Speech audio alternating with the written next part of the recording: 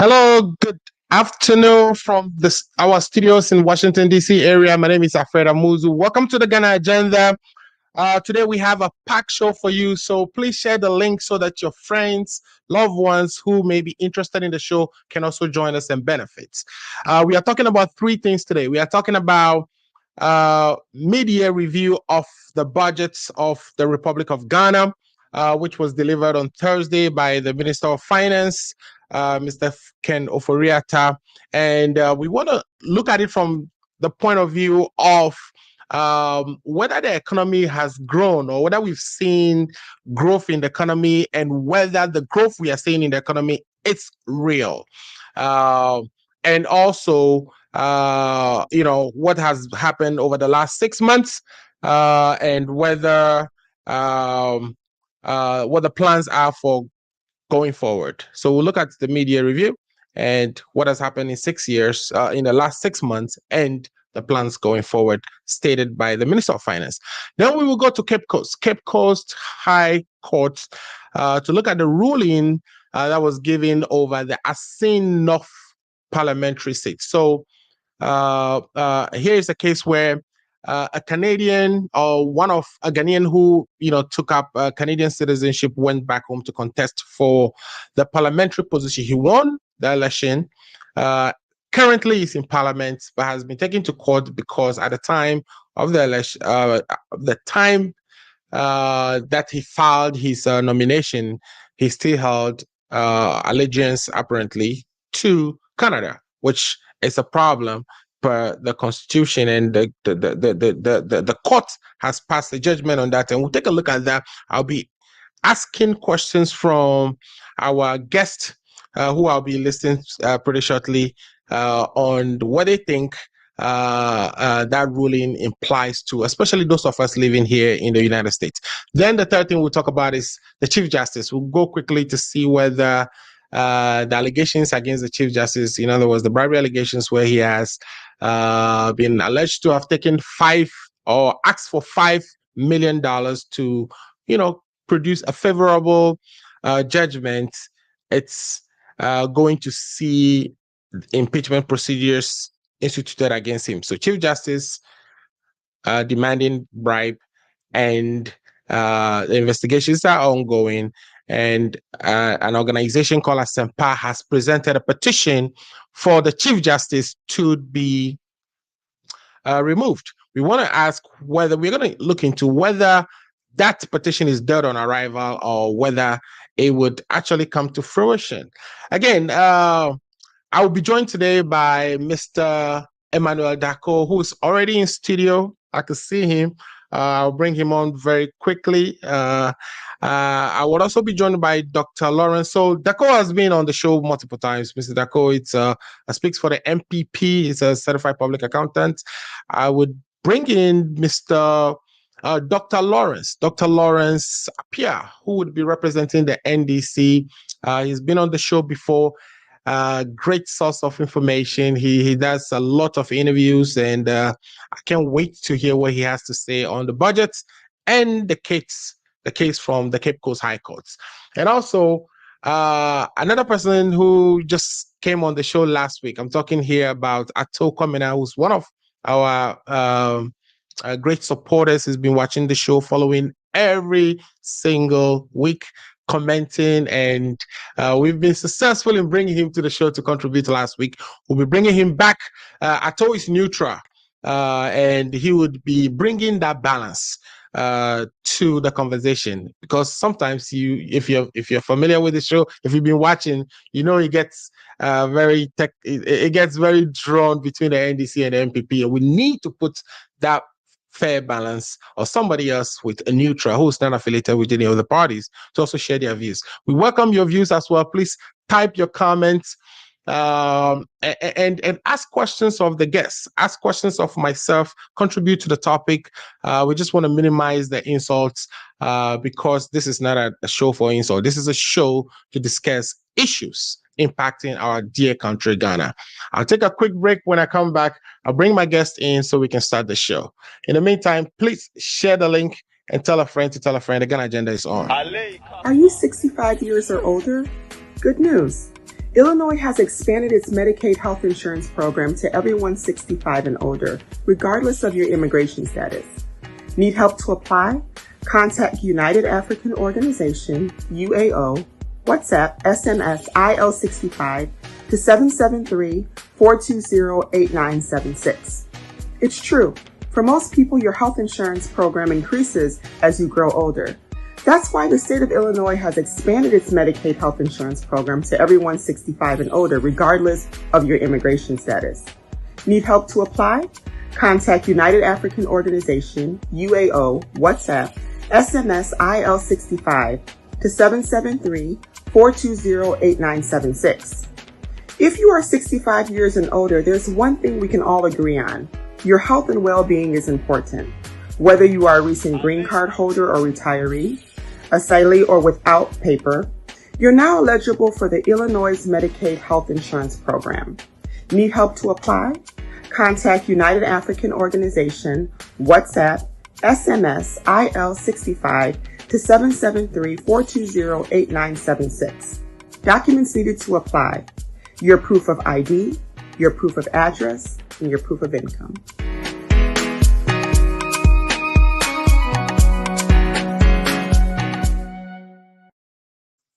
Hello, welcome back to the show. Again, my name is Alfredo Muzu, and today, like I said, we'll be having my good friend Emmanuel Darko, and also I think Ato is in the studio, and Ato has joined us. So let me bring Ato in. Ato, thanks for joining the show, and Emmanuel, thanks for joining the show. I hope you guys are having a good day and the weather is good wherever you are from.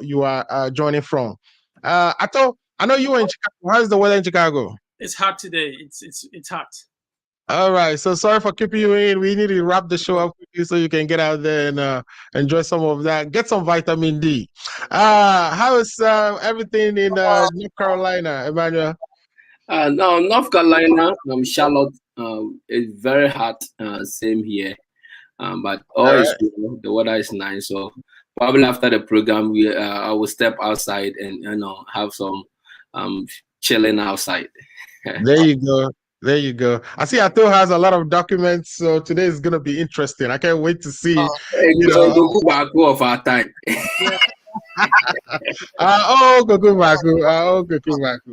All right, guys. So we are waiting for Dr. Lawrence to join, and I think I have Lifetime Legacy in studio, but his picture is off. So Lifetime, if you can hear me, get your pictures back on, and let's start the conversation. So, guys, today I wanted us to dwell mostly on Lifetime Legacy is in here. So let me do this first. I think I'm not in the right order. I think we should introduce ourselves very quickly. I'll start from Emmanuel. Emmanuel, you've been on the show for so long, so people know you. But if you can tell them quickly a little bit about yourself, and then we'll go to the other guests to also do the same, and then we will table the topics for conversation and begin. Oh, okay. Thank you, Alfred. And to our viewers, probably the first time they are hearing me, I go by Emmanuel Darko. I'm the current MPP USA branch treasurer. When it comes to North Carolina Charlotte chapter, I'm also the vice chairman of the chapter here for MPP USA. Currently, I'm accountant by profession. Do some IT audit and financial control audit, and that's my something I do for fun on my side. So I think that's the only thing I can say about myself on that. Thank you, Alfred, and greetings to the co-panelists. Thank you so much. Thank you. And then I would like to, remain in the familiar territory. So let's go to Ato Kwamena, who was also who was on the show last week. So I'm sure the viewers and listeners are a bit familiar with him. But Ato, introduce yourself to us, and I think we should say something fun about ourselves, right? As we do it. I know I didn't say that for you, Emmanuel, but Ato, if you could tell us something you do on your leisure, so that some of us can pick and maybe you do the same, Yeah. So my name is Ato Kwamena. So actually my formal name is Emmanuel. So I share the same name with my friend Emmanuel Darko over there. I'm in Chicago. Currently, I am a nurse by profession. I just got my Doctor of Nurse Practice degree. So I have a doctorate degree in nursing right now. I don't affiliate myself with any party as of now. I used to be NPP, But right now, I see myself as a neutral. I'm leaning towards maybe CPP or PP or TPP. But I would say that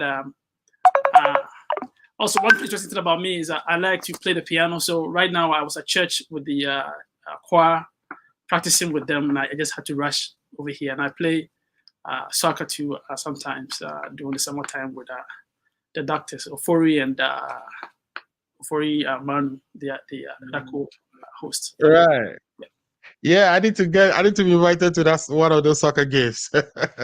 Thank you so much for that introduction. So, Dr. Ato, from now on, right, we'll properly address that. I prefer to go by my first name. I don't think that's really necessary. So it's okay. All right. So we have a new person joining us today, a new guest in the person of Lifetime Legacy. Lifetime Legacy is also participated in the show. Several times, gets engaged with messages to us. We've had the opportunity to also extend our invitation to him. He's accepted and he's here to join the show today. Lifetime Legacy, if you can introduce yourself very quickly and then we jump into the show.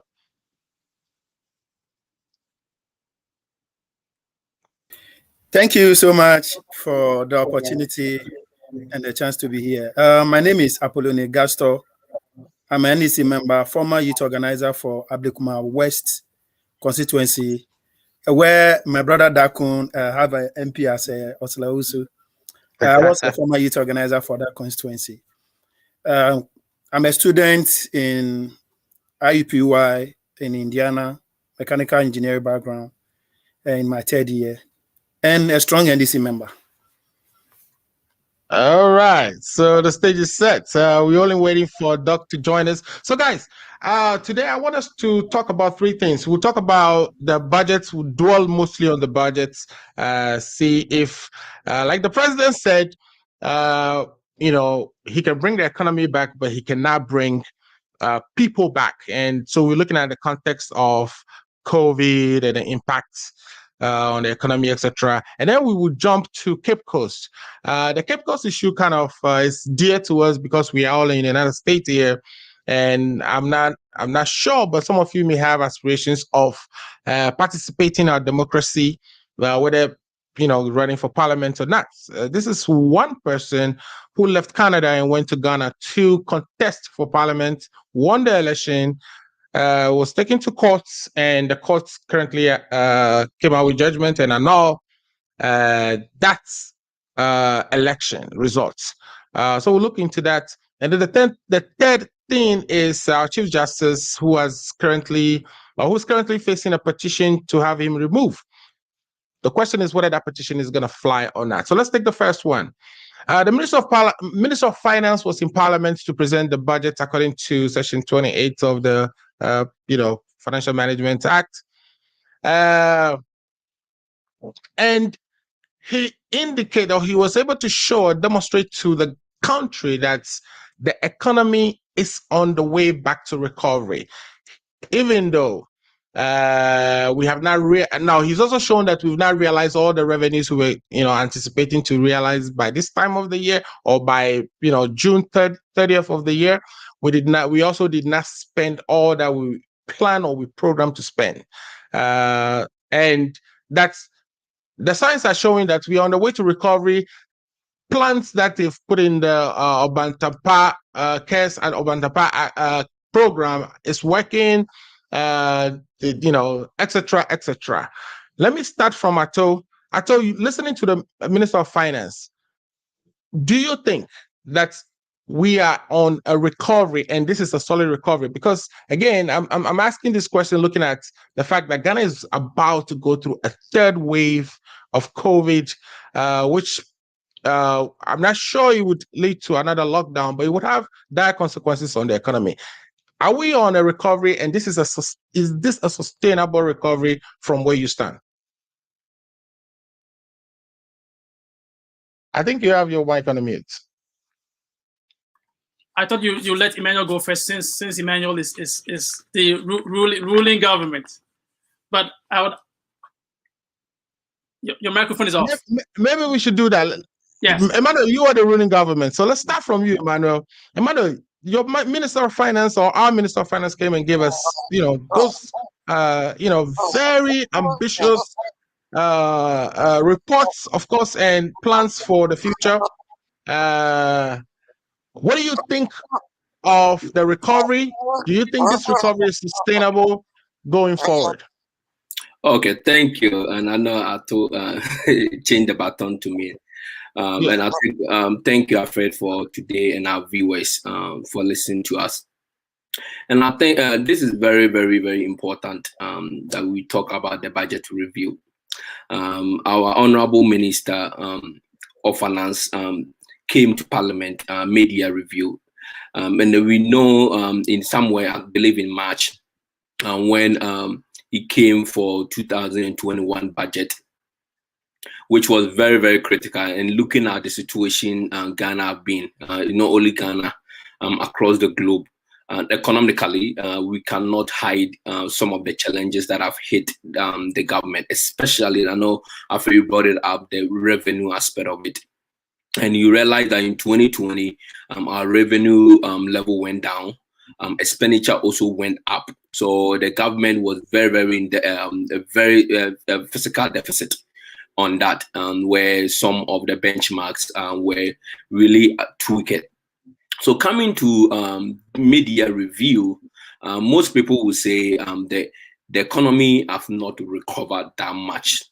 So the government should be probably, and I think that was one of the perception that, okay, probably they will come and ask more money. Not much is going on for the last 6 months of the government. And the last 6 months of the government have also been a challenge with election petition, with CEOs are not yet fully, MMDCs are not fully in place. We recently have ministers and deputy ministers being in office. So those are some of the things that have slowed the government in terms of the operationalize or the machinery of the government. So it was very concerning. And I know there was a lot of concern that was coming in. But I'll pick, and Alfred, I'll pick what is we can say is the government is doing well. And the government is focusing on this media budget. And I categorize it. I know today, if you have used the whole show for it, there's so many things we can talk about it. But I want the viewers and our listeners to be aware of what you brought up. Is it sustainable? Yes, it's very sustainable, and we can look at the revenue recovery that's coming. You can see some of the industries are being picking up. Things are now going, so meaning that the government is having some flow of cash coming in to sustain other programs, other activities from the national level, regional level, and the district level, or to the constituency level, or to the locality of it. So things are picking up, people are back to work, especially the banking sector, the hospitality, the entertainment, arts. So you can see that things are gradually coming up. At the same time, on the back of our mind, COVID has not phased out. COVID has not gone. So you are in the middle of COVID at the same time trying to recover your economy. But one thing that very point out that we need to probably appreciate the government did, trying to cut down expenses. Since we didn't come for more money, or we didn't request for more money, at the same time, expenses have to also be controlled. Personally, expenses, if you want to do something better, you want to check your expenses. Where are the money going? And that's what the government, I know there's other bias argument on that, okay, why certain industries have to be cut down to refocus on certain areas. So that's something that we have to appreciate the government for, cutting some expenses and focus more on things that are very important in the country to get things going, not necessarily to do crazy things. So that's something that we need to take note of that. In terms of another second point, I'm very happy about it, because the reason why I'm very happy about it is we saw the military recruitment. Okay, and those who saw that video, you see young men and women a lot. And I saw one video and I was so sad. I was like, all these young men and women are still in this country with no jobs, that they want to get recruited into the military, where they know that they will have a stable income coming in. So that was very concerning. with terrorists in Nigeria like Boko Haram, Taliban, which they can easily recruit rebels, and this case can fall a prey to that.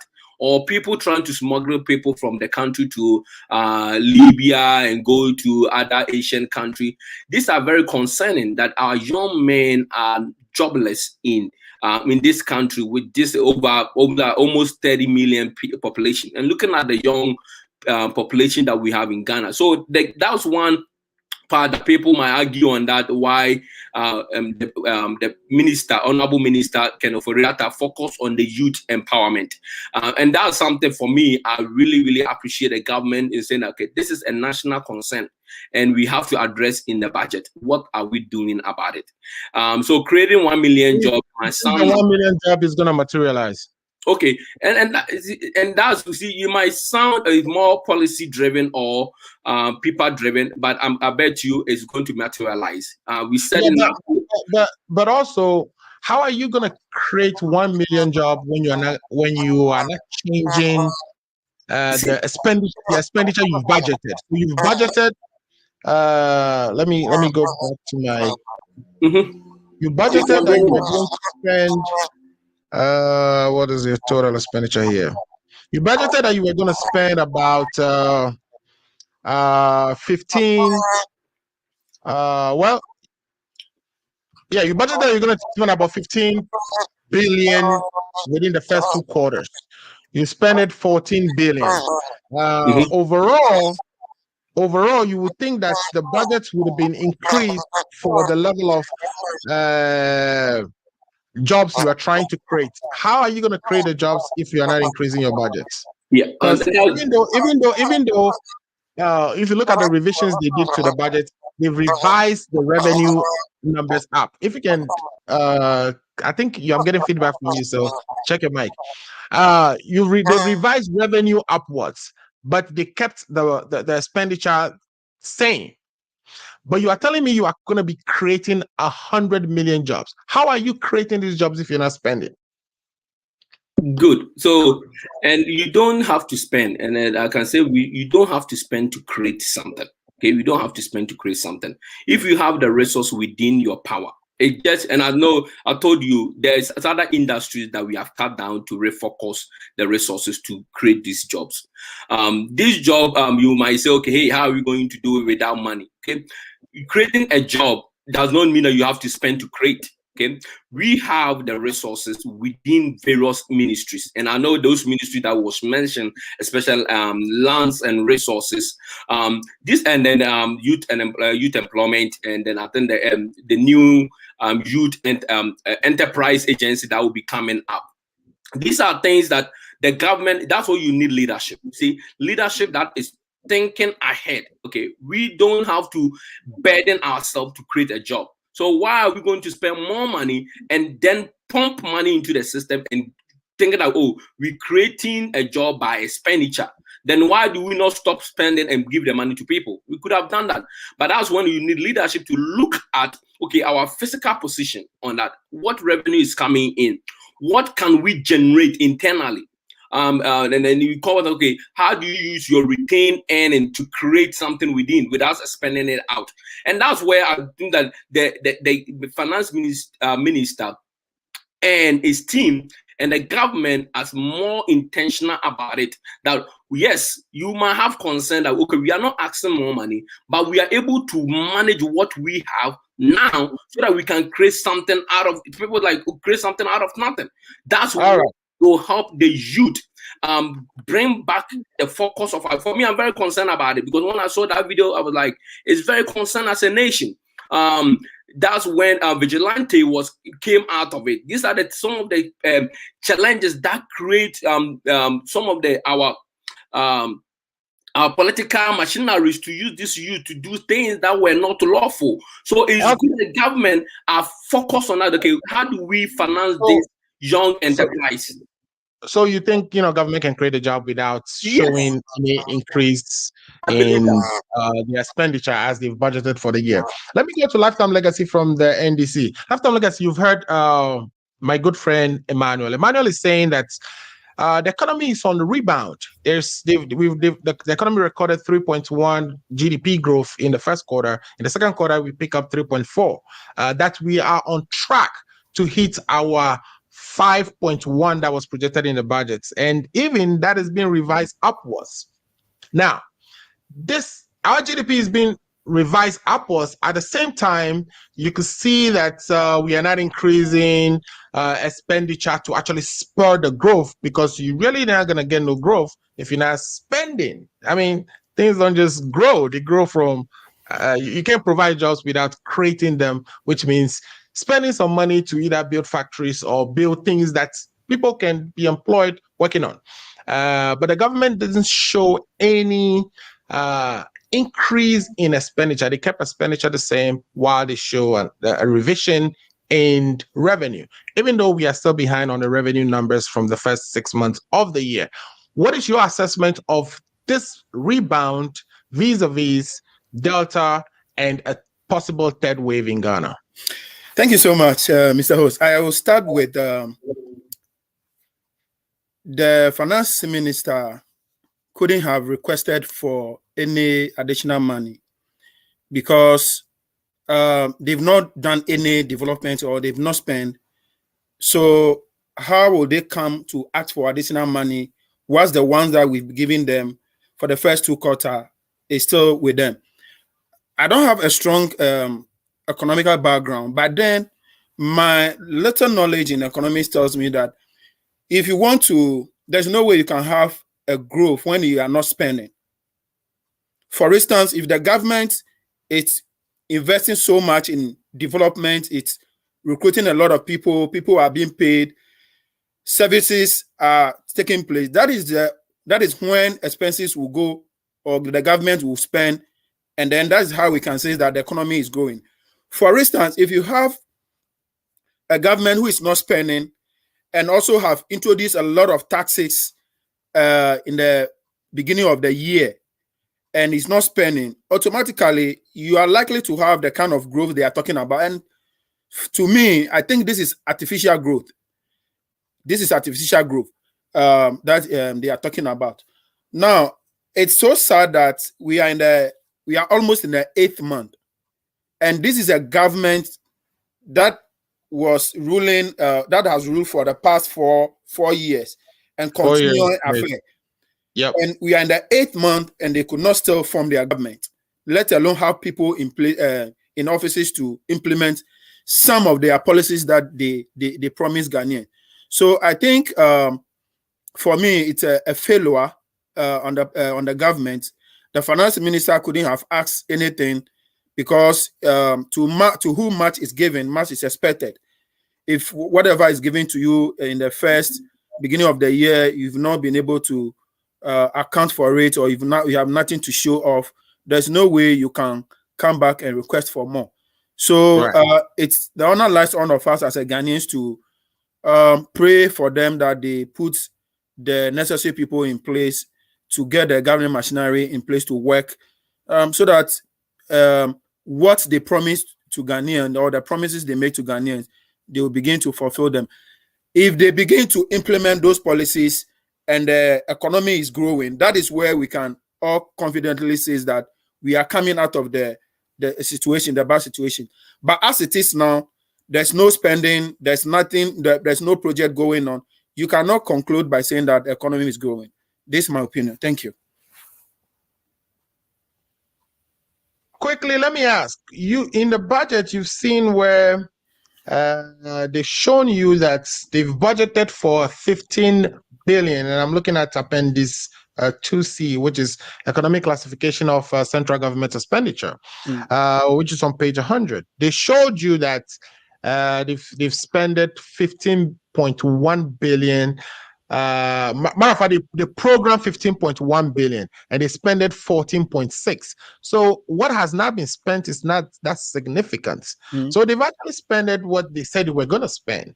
But my thing is, they have not changed the expenditure they will need to develop, to deliver all these jobs that they are promising, they've not changed their current expenditure projections. So you would have thought that if you're going to deliver 1 million jobs and you've not changed your expenditure projections and you are in the 6 months, that perhaps you are further in that 1 million. You may have already done 300 jobs, but we don't know, or we have not been told whether the government has so far delivered that. Yeah. So clearly, this is indication that there's for this particular year, we are not going to see any massive development when it comes to this thing, because they've already spent more than what they are supposed to spend on what. You get it? Here is the situation. We are in the 8th month. We have 4 months to end the year. And if at this time he's unable to ask for additional money, meaning it's clear indication that they are not going to do any serious infrastructure, because the nation only develops when people are engaged. You get it? The economy becomes stronger when people are engaged and expenses is going on. The government is generating more revenue out of employing people. That is where you can confidently say that the economy is going. But when you have a situation where no infrastructure is going on, nothing significant is going on, we cannot say much about the economy is getting stronger. Okay, great. Hey, Alfred, right. Yes. Can I chip in? I want to hear a neutral voice, and then I'll bring you in. I know you are eager. So we'll get back to you and you chip in. But Ms. Ato, or Dr. Ato, you've heard the two parties. The MPP is telling you, everything is going well, that they are going to even add 1 million jobs, even though they're not asking for more money to do so. I think we've just been joined by Dr. Lawrence as well. I'll bring him in, but I'll let him introduce himself shortly. But so here's the NDC's, and NDC's position is that you've gotten 15, billion to spend for the first 6 months. You've not been able to spend it all. You haven't changed your projections and asked for more money. You did not change your expenditure projections, but you are making a claim to the fact that you would produce 1 million additional jobs. How are you going to do it when we still have vaccines to buy? We still have, and the understanding even in the budget is that we are going to get 17 million just Johnson & Johnson vaccines from the African Union. How are we going to do all this when you have not made any revisions? And we know we are in the middle of we are about to get into a third wave of corona impact on our economy. How are you going to do all these things when you have not asked for additional funding? And whether, again, you think the economy is on a growth for real, or this is just a gimmick? So, Appiah, before I answer your question, I really spent some time reading the budget. And the first couple of pages, I realized that the finance minister usual important Bible verses. And I was looking to see if he would quote Ecclesiastes 3, where it says that there's time for everything. And that's just by the way. I mean, if you clearly look at the budget, the only good thing about this budget was that the government didn't overspend. That's the only good thing. Right. The other indications look dire for the government and the finance minister. Because one, your deficit is 15.2%. And if you compare that to all African countries, I mean, Cote d'Ivoire, Senegal, Togo, they are below 10%. And ours is 15%. Our debt right now is 322 billion, an increase of 210 billion from 2016. So how can you tell me, since Osagyefo time, we've not had any debts like this? Right. Of our debt. Our debt to GDP ratio is 79%. And then, okay, they will say, okay, UK is 85%, US is 99%. But we don't have a wider tax base. Right. So what I'm trying to say is that although it looks like we didn't spend for this budget, we owe a lot. And we don't have money to pay. And the amount of money we are getting on the taxes, we're using to pay interest on the loans. Right. What's even on the principal? So how could anybody come and tell me that our economy is doing well? Right. So I know for sure that although we didn't spend above our budget in this media review, by the end of the year, I mean, we're still in the pandemic. And so you are saying we are going to spend more, because there's not a single year in our history that we've actually spent exactly what we budgeted for. We go up 1% above. So this whole thing about not revising expenditure, do you think it's another way to just manage expectations for now? And especially in the pandemic, it's unconscionable for anybody to think that with our debt to GDP ratio and our tax brackets and our tax system, there's no way in heaven that we'll be able to pay our taxes to remain within our budget. When we have a Delta variant, that God knows when that would go away. So what I'm saying is that right now he painted a picture like, okay, we didn't overspend, but then he didn't paint the picture of how we're going to pay for our debts. But right now our debt is just 60% above what we're supposed to be since Osagyefo time. So it's strange that the minister paints a picture that everything looks good, that is going to create jobs in the next, say, 6 months. But unless he borrows, there's no way. Unless he borrows more, that's going to add to our interest rate. And the sad thing about it is all the money we are paying only interest. So the principal is just like going to buy a car. When the car you bought, you don't even have money to pay for the principal. You only pay interest.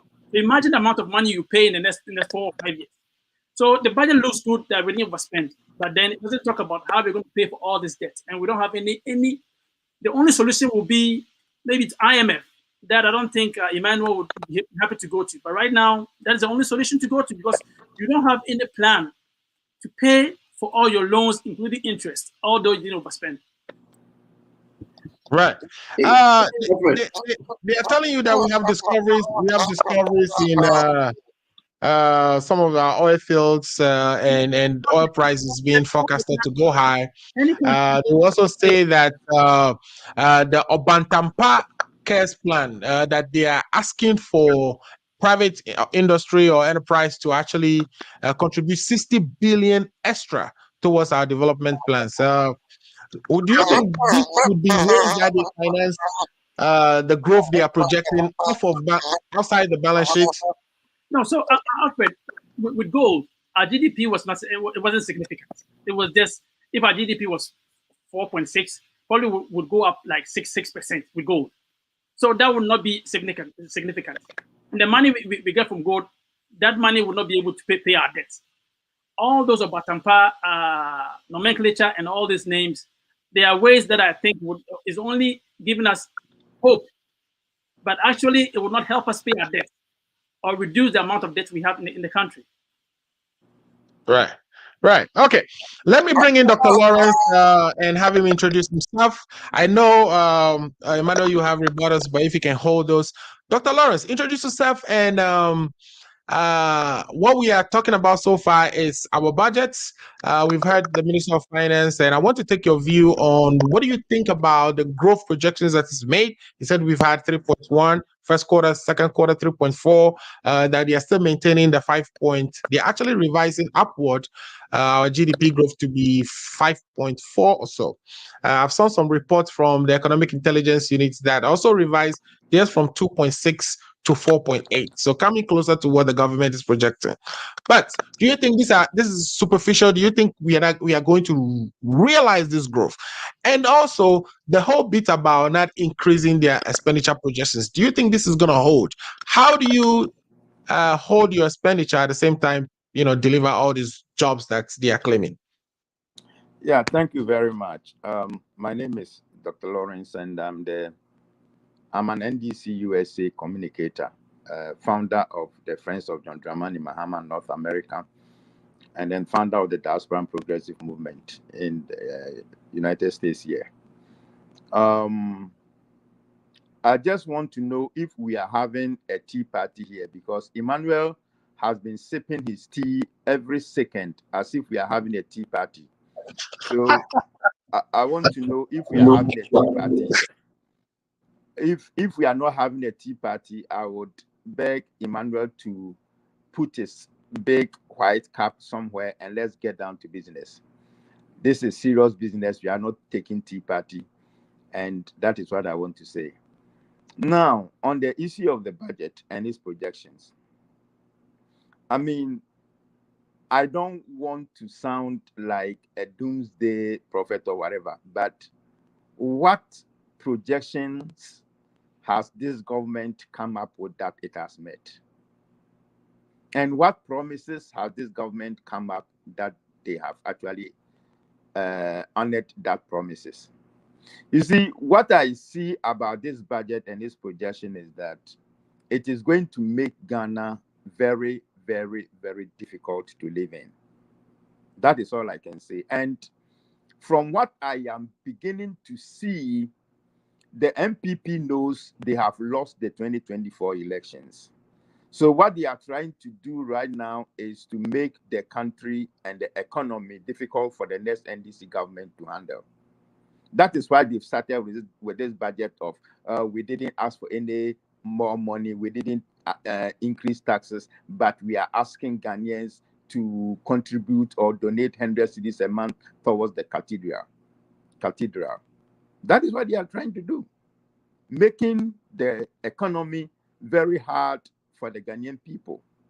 And as usual, come up with their propaganda that, oh, we didn't ask for any new money, we didn't ask for, we didn't increase any taxes, or we didn't introduce any new taxes, and that we have these projections and we are going to meet them. This government is not going to meet any projections. The projections they have put out there are all paperwork.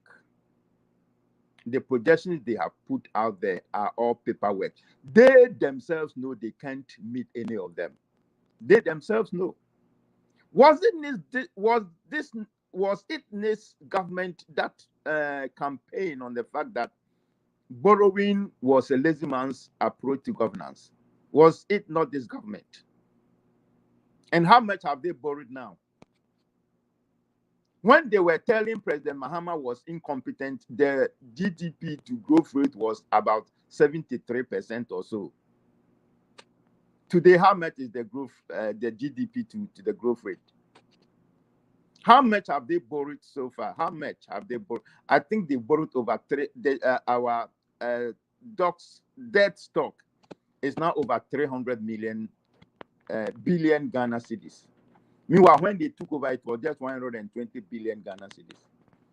They've added more than half of what they came to take over.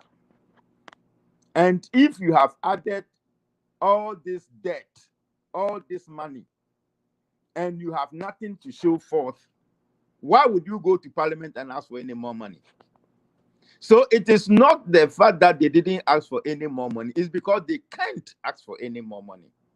And I'm happy that the NDC's campaign that these people have borrowed over any other government in the history of Ghana is working. Because out of that, they couldn't go to Parliament and ask for any more money. Because they know it will be suicidal for Ghanaians to even think that this government is going to Parliament to ask for any more money. And they know it will be suicidal for them to go to Parliament and add any more tax. Emmanuel, put your big white cap away. We are not having tea party here.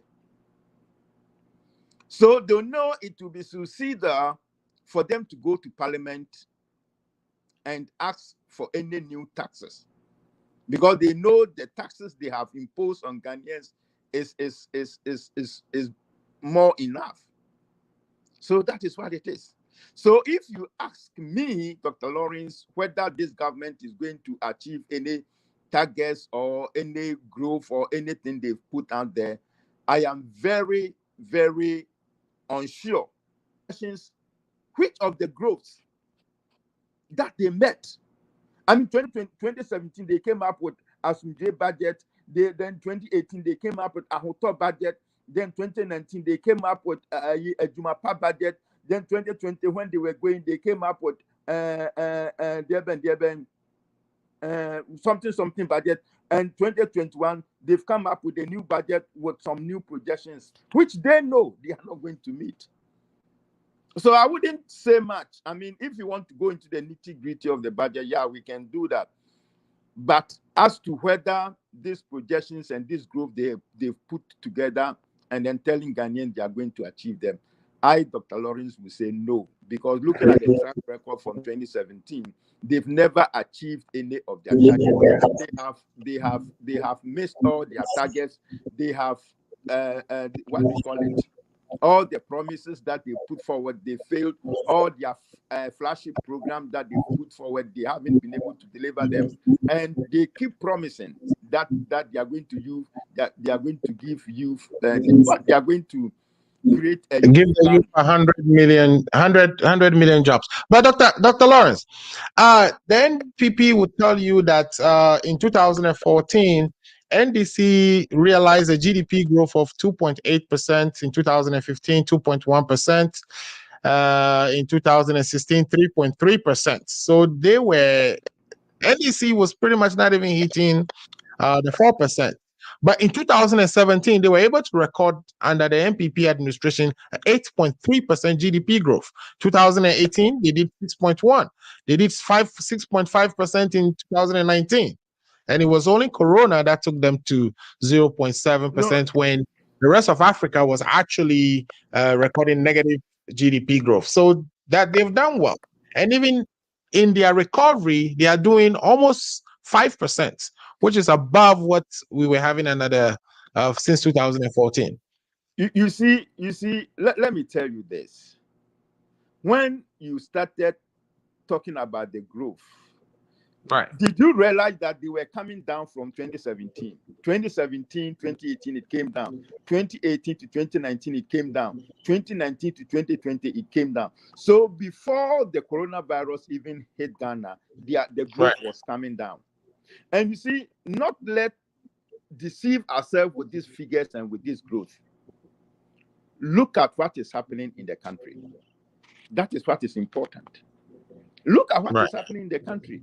If the people in the country are enjoying or are seeing their pockets growing fat, or they are seeing their livelihood and their lifestyle is changing for the better, you are not the one to tell them your growth was 18% or 20%. They will say. Right. So me, I don't actually buy into this growth of this and this. The MPP since 2017 has been going down in their growth until coronavirus hit, and then they started going negative. And then as soon as they started going negative, they started comparing their growth to other African countries and even to the United States and UK. Right. You see, when they are failing, then they compare themselves to other people. Say, look at how they are also failing. And that is the hallmark of the MPP. They have never done well since they came power in 2017. And the life of Ghanaians have been tolerating since 2017, and they don't have anybody to blame but other African countries. Okay, so let's do a 2-minute rebuttal on this topic, and I'm going to go straight to Emmanuel on this. Emmanuel, let's pick up from where we stopped. Dr. Lawrence is saying that, all this growth that you have, shown us in your GDP, in your budgets, that is not showing in the life of the people. You even stated that the youth that you saw on the streets trying to register to get into the army shows that there is a lot of unemployment. And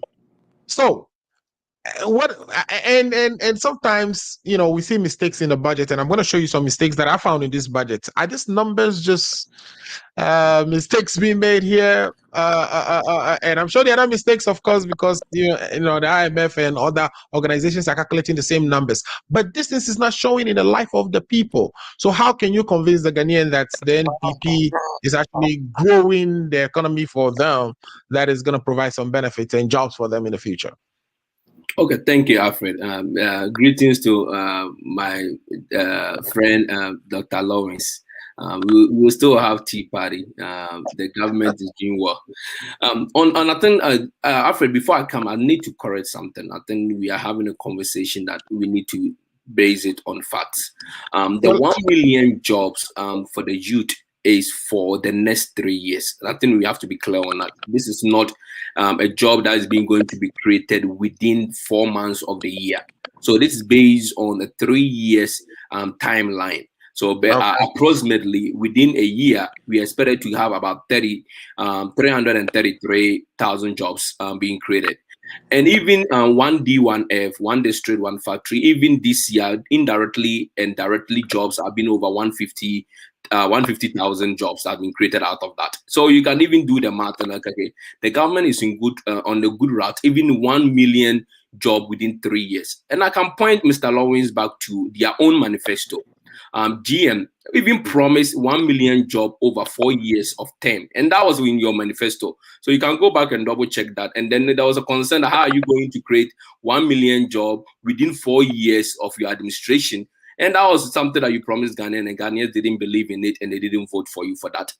They believe in the Nanado Dankwa and Baumia government, and that's what they gave us the mandate to go and do what is right. And it's right, and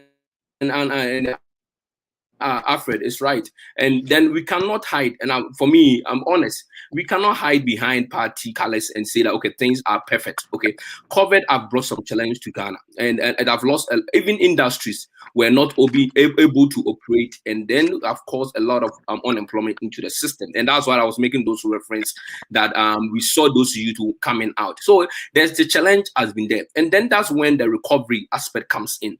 The recovery aspect of it is where the government is trying to, and those who have looked at the budget, and I know, Alfred, if you want to talk about the what is the accounting piece, the finance piece, the presentation of the budget, there's a lot of things that we can point out. But there are also a lot of things that we can point out to Ghanaians that it makes the government doing well and putting things in structure. And I know Ato make a good point. I want to also point out on payment of interest. And now you can look at the budget, even the revised aspect of it. You can see that based on the restructure of some of the domestic debt that we have, we can even save over 3 billion Ghana cedi there just to be revised. And those are the things, those changes are the one that is not going to increase our expenditure, but is going to cut down and go. Those money is going to go into other areas to boost the economy. And we are not going to say. Let's dwell on that for just one more seconds, right?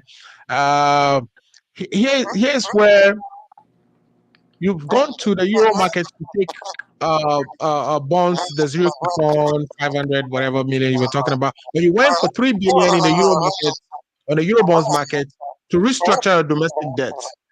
But there's no plans to go back to the Euro market and do the same thing. So this savings that we've had in interest payments is almost like a one-time thing. Unless we are going back to the Euro market to borrow again and restructure, we will not have that savings going forward. And so we will continue to pay the interest, the domestic interest that we tried to restructure, which was about 17 to almost 19%. So are you telling me that we are not revising our budget and we are going to continue to save on interest because we'll be going to the Euro bonds market, when the Minister of Finance didn't say that? No. And I'm not going to say that. And I will not say that because I don't know. I'll just be honest. But what I know is an effort will be made. And we cannot say, okay, we make one effort and we sit there and things fall back. No. So there's future plans ahead to make sure we are able to manage our debt, not creating. So there's certain debt which it might have not occurred the last 4 years. It might have occurred maybe 8 years ago or maybe 10 years ago. That we need to really look into those deals that how those money was borrowed, the agreement, the contract that was signed, that maybe at this time is unfavorable to the government, or it causing a lot of interest payment than the principal. And I think I have to make that point. And that's when you need the finance minister, such a person, to say, okay, this is something that we need to look into. Either we have to go whatever channel. So the channel, you might have question over the channel, whether you go to Eurobond or you go into your domestic market, to restructure it and make sure you get a favorable deal. That is very arguable. But what is best for Ghana to put less pressure on the government finances is what the minister and the team and the government is looking at it. What can we do better now that can put less pressure on us in terms of payment of interests, and then we're able to manage our debt stock to the level that we are not going to borrow more, or we have to go into a different debt instrument to be able to kind of, and that's the best. And I know the balance sheet aspect of it, you can move things around.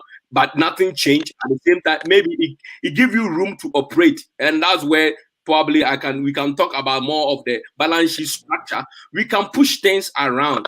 That doesn't mean that we are getting away with it. We can defer it and say, expenditure on goods and services and payroll and all those other components of our expenditure actually increased. The only thing that decreased, which caused us not to spend more than we actually budgeted for, is because we pay lower interest rates because we restructure. And I'm saying that unless we want to continue to do that, we are going to go past the projections that we've made for expenditure. Let me show you something, and I'm going to bring. I think you're giving me feedback. Okay, let me show you something quickly in the budget that I'm referring to as some of the mistakes, and then I've also found a situation where. Yes. As you point out, if you can show me the page, that would be helpful so that I can double check for you. Okay, so what I'm showing here, it's just the number of people who went through our airports and were tested positive, and some of them were found to have, those who tested positive at the airports. The government is telling us that since they started testing at the airport from September 1st, 2020, they gave us the numbers of people they've tested so far, etc. 2,219 passengers tested positive. And then they went ahead and gave us a graph which showed month by month the number of people who tested positive at the airport. When you add the month by month disclosure, it comes to 9,932. But you look at the number they gave us at the top here, which is the 2,219, it doesn't jive. So is the government actually tracking the number of people? Because we've seen videos of people being taken to hotels and testing positive a couple of days after. So in the budget here, our government is definitely not giving us the accurate number. What do you know about that you can tell us since you're on the government side? So, Alfred, so I can say there's a time lag. There can be a time lag into this data. Okay. Right. And I know, and Okoboy, I know there was a time that he was talking about this COVID-19 numbers being shown, and the system that was being fed to the national office, especially even if you go from the district hospitals and feed into that, maybe the timeline might not add up. So what you are kind of pointing out, and I know you are doing your own math, saying, okay, this is really the case. Not necessary. So based on what they have, and I would say based on what they have, you might probably source other data and may have different number. But that doesn't mean that is the true or accurate or complete data we are being presented here. So what the finance minister, and that's to my own analysis on it, what the finance minister is presenting here is what they have at the time this report was put together. Correct. So basically you're telling me that 287 more people had COVID tested positive at the airport, but that is because of a time lag. Okay, yeah. I'll take that. Let me go to Ato as well. Ato, what do you think about these disclosures that we see in our budgets? And I also have another one where we budgeted 308 million for the seed money for the development bank. But we ended up spending 614 million, and we did not and then when we went to revise our budget, because we provide revisional numbers for our expenditure, and we did not show that we spent 614. I'm going to show you that, but these are some of the things I'm finding. Why are we budgeting 308, spending 614, and we are not showing that 314 we spent it in our revisions? There seems to be something with this budget that makes it sound to me like it's not adding up. I don't know if you found the same things and what your opinion on this is. I mean, I wasn't as detailed doing the math like you did, but to just shift the point quickly, that you would think that the government, with all this money that we owe, that we use this the airport to create some revenue. But what did they do? They contracted Frontier, who had no experience in healthcare, and gave them the contract, and we're only making 10%. The amount of money, even is 2,000 people in the airport, or even paying $150. You can just do the math. But I can see that with the reporting of the cases, even in the US, we have errors like this. So I think this is an inadvertent error. But then with the money, the expenditure, and I cannot reconcile between the amount of money we use if the number is this and that's what number is wrong. So I cannot really reconcile that. But to add to your point, you are talking about the GDP, how the MPP did well with the GDP. The GDP won't tell you anything. You can have a GDP of 20%, right? It's only the economic activity in your area. So say if I'm able to sell more things, that means my GDP will go up. But what really matters is your debt to GDP ratio, and the percentage tax to GDP. That means the amount of tax you're able to collect to pay your debts. So you can have a GDP of say 50%, but then if you're unable to pay your debt, you still owe money, although you have a lot of activity in your country. So what I'm saying is, you have to borrow more to even pay your interest. Yeah. So if you're unable to, to collect more taxes, and the only way that we can be able to pay our taxes is one, to collect taxes. Ghanaians will be very angry. Right now, the government only increases the pay by only 4%. What is the inflation rate? So what I'm saying is that we can only talk about the GDP. It's only about if you're borrowing more money to pay, my friend, it doesn't make any sense. Yeah, but they are telling you also that they are digitizing. They've converted the IT number into our Ghana ID number. So the Ghana ID now replaces if you only digitize, it would only increase your percentage tax to GDP by just 2 or 3%. It will not be significant. I think we are targeting 20% by 2024. So in the sense that all those who are paying taxes are all those in urban areas. My grandmother in the village will not be digitized. Right, and then they have the race, which is another office they are creating in the Ministry of Finance, which is going to be going after people for compliance, trying to enforce compliance with taxes, making sure people are paying their taxes, going after them. All this as efforts towards getting to that 20% tax to GDP ratio you are quoting. It will be a miracle. 20% will be a miracle. Okay. So, Dr. Lawrence. Yes, Lifetime Legacy. I think we've kept Lifetime Legacy quiet for a minute. Let me go back to him, and then I'll come to you, Dr. Lawrence. Lifetime Legacy. You've read the budget as well. I have seen so many misstatements in the budgets. It could be, innocent mistakes, but also sometimes when you are spending 300 million more than you've budgeted, and you're not recording that in your revised budget. That's suspicious. Do you think this budget has good data for us to analyze, or you think something is going on here? Okay, let me first of all welcome my senior brother, Dr. Lawrence. MPP are noted for not reporting accurate figure.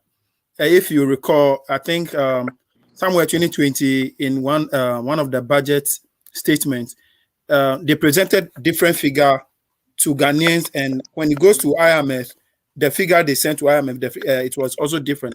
So I will not consider what you classify as an error to be an error. It's something for me. I think they were trying to be smart, and they were not smart enough. So that is my comment on it. Now, on the issue of things are not going one well. Yeah, it is true. I was in Ghana in December. In December, as at that time, a bag of cement, it's 37 cedis to a bag. Yesterday, as I was checking, by virtue of this new revision, the finance minister talked about this week, a bag of cement now from Gassam is now 42. So automatically, people who are supposed to go into construction do so much for the government to get the return for the distance. It won't happen. You get it? So they also mentioned that they are going to employ 1 million people. The 100,000 people they have employed under the NACO, we hear them on radio on daily basis complaining that they've not been paid. You get it? So this MPP government always presents information. When you go behind them and check, you realize that what they are saying is quite different from what the reality is. So they are noted for that, and I'm not surprised of what they are churning out there. And the cost of living now is so high. I was talking to a friend yesterday, and somebody will work a whole month, and then what the person will earn is $1,000, more or less $200 equivalent for the whole month. So when all these situations are in place, and how will the people spend, let alone the government, to generate the income? You get it? So there's much to be desired from this government. All right, let's go to Dr. Lawrence. Dr. Lawrence, are you also suspicious of what we've seen in the numbers from your read of the budget? Yeah, like my friend Legacy said, thank you, Legacy, for welcoming me back. Well, I should have apologized for being late, but I just forgot because I thought we were having tea party by Emmanuel's actions, and there we go. Now, before I get to it, let me get this straight to Emmanuel. NDC did not lose the 2020 elections. NDC won the 2020 elections. But Nana Akufo-Addo was selected for the Ghanaian people by Jim Mensah and Chief Justice Annim Yeboah. So get that very, very clear. Nana Akufo-Addo, the current president of Ghana, was selected by the commissioner for the EC and endorsed by the Chief Justice Annim Yeboah. Now, on the issue of the budget mistakes that we are talking about, you see, MPP, one minister, one MP for NDC. I don't know whether it is ABA Fuseni or Muntaka somebody. He said, if Dr. Baumuya greets you, look at the position of the sun before you respond. Because he will greet you, good morning, you look at the position of the sun and the sun will be setting, which means it will be evening. So you have to look at the position of the sun before you respond and say good evening. If he tells you good morning, look at the position of the sun before you respond, because you'll be deceived. Now, were we not in Ghana when Honorable Howard Kumsen, I think she was the special initiative minister, and she drew a budget for 800,000. And when she was caught in Parliament, they said it was not 800,000, but it was rather 8,000. Meanwhile, when you do the math from the beginning to the end, it adds up to 800,000. Right. So where did they get the 8,000 from? So this budget, as a matter of fact, I think you have just taken maybe an hour or two of your time to look at it, and now look at the mistakes that you have been finding. And I bet you, if you take a whole day reviewing this budget, you will see many more mistakes in them. And they are deliberate. I mean, if they tell you it is an innocent mistake, or they didn't take, I mean, do you know how many days they take to prepare this budget? Or even how many weeks they prepare they prepare and they use to prepare this budget? And then at the end of the day, you come and tell us, oh, this was an intelligent mistake. This was a Deben mistake. This was a Deben mistake. They were intentional. So if you don't look at it critically, you might think the figures are all right. The figures are all wrong. And they are aware. They know. Right. They know. So I wouldn't, maybe we still have more time to talk about issues. I wouldn't spend much time talking about this. But yes, let me make one more a correction that I said. In fact, I said that the debt to GDP was 63%, 73% when we were leaving power in 2017. Actually, it was 69% when we were leaving power in 2017. And officially, IMF has said that when a country's debt to GDP is 70%, that country is in epic. I mean, that is the official pronouncement or records by the IMF. You can choose, your country can choose to say you are 80%, like America is whatever percent, but they say they are not in epic. That's fine. You will choose to say you are not in epic. But Ghana, we are officially in epic by IMF standards, because we are now almost 80% of our debt to GDP, almost 80%. You took it from 69%. Even those days when it was 69%, but Dr. Bawumia was making a hell of a noise out of it, that Ghana was heading towards epic. And we had borrowed, our debt was just about 120 billion. I mean, yeah, 120, 122 billion. And Dr. Bawumia was making noise out of it. Today is over 330 something billion, and our debt to GDP is 79 or so percent. And but Doc, wouldn't you agree that even though we have a higher debt to GDP, as long as it is making us produce a higher GDP, that is good, because we really need to finance our infrastructure to kind of spur the growth we need in our country. We've seen 14% growth before. For us to get there, I mean, does it matter how much debt we carry? It does. It does. I mean, can you imagine? Just take yourself as an example, that you are burdened by credit card debts. I mean, you have so many credit card debts, but you think you are managing your portfolio well, or you are doing whatever you are doing, something well. I mean, God forbid, and you die right now. All those debts that you have accrued on yourself, your children are going to pay it. Right. Your children are going to pay it. The credit card people will never let you go until your children pay all those debts that you owe them. So yeah, but as long as you leave the business back for your children that continues to make money, would that be a problem? That's what I'm saying, that once you use Massa, what is used to create the GDP generation engine, then that should be fine, correct? Let's say you have 100,000 business. The debt at the time you were dying was 50,000. Right.